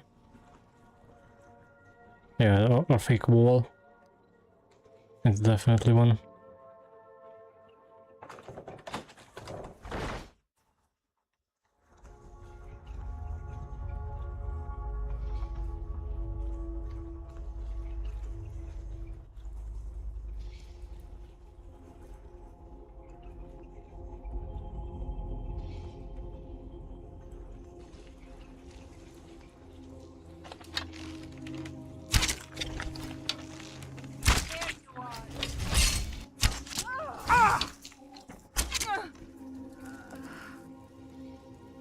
Okay, next.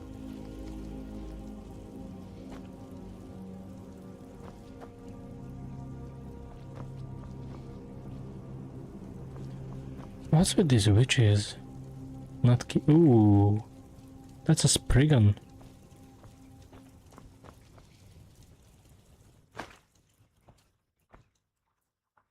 And that's a key.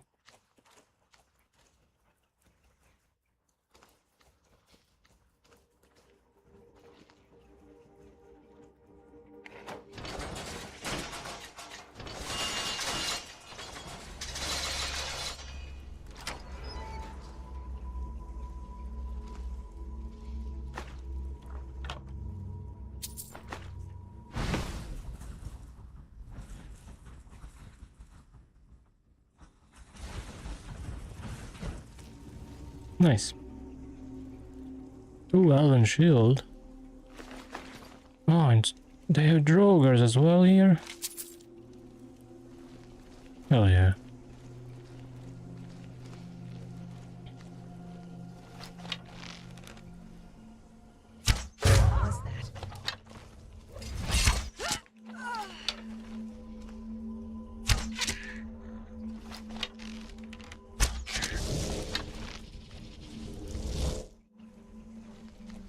Oh, I could have done the...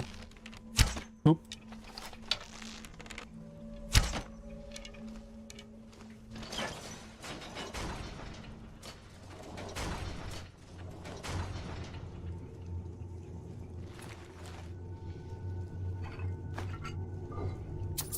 Whoop.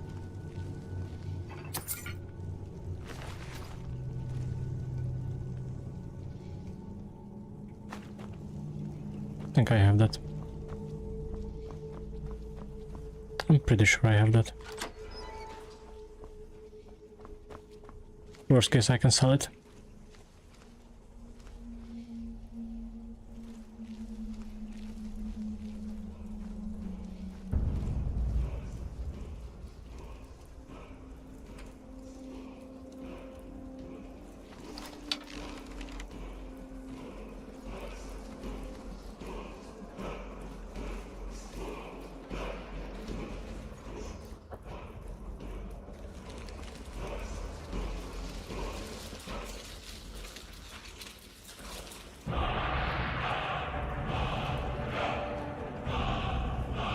What?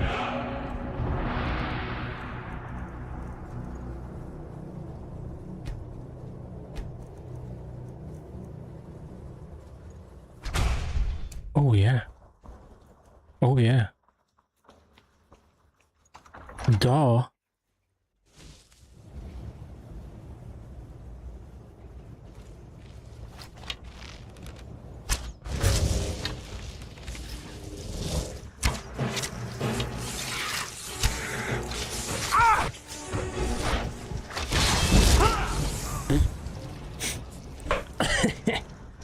If I'm quick enough, I can kill her.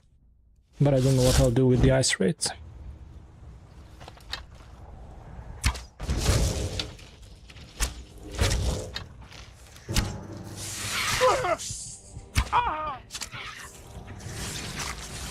Oh, that instantly kills me. Interesting.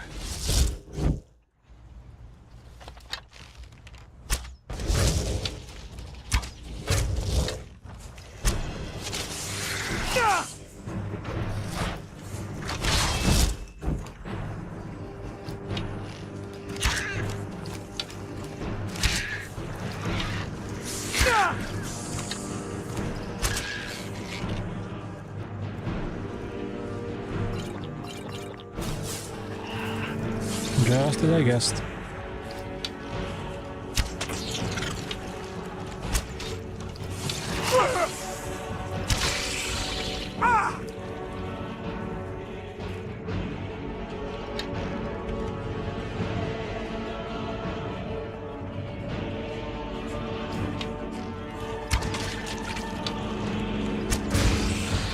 Huge.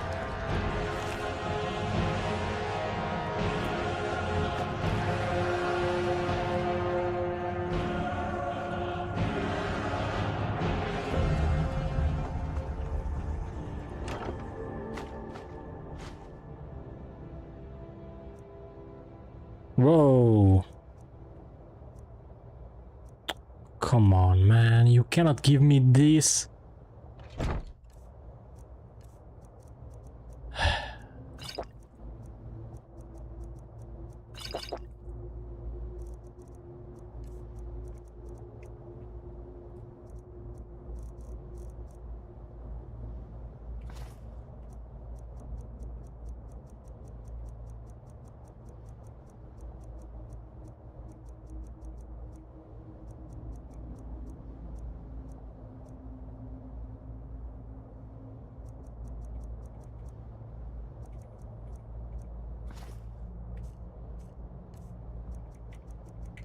God damn it.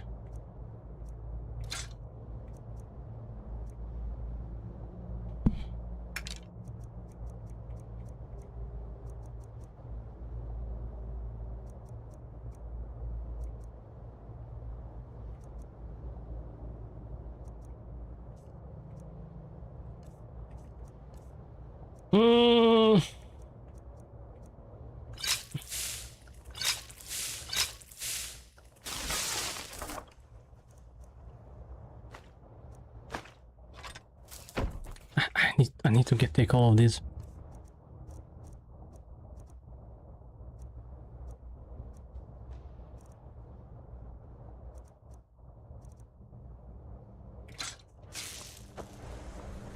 God damn it.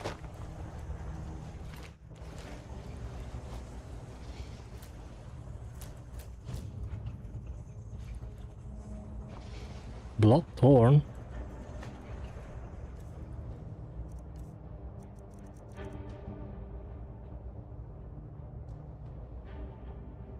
Cool.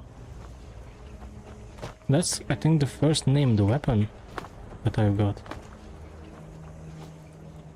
Other than, obviously, Nettlebane, you know, but Nettlebane isn't really a weapon I can use. Alright, y'all. I am gonna end it here. Thank you all for being here. The ads are about to start, so that marks the 4 hours. Fortunately, I do have to get out of here in time. So thank you, YouTube, for watching. I'll be back on Monday. that's it for this week. I'll be back on Monday. I'll put up the stream in advance. And expect some short, long-form content and short-form content on the channel. That goes for Twitch as well.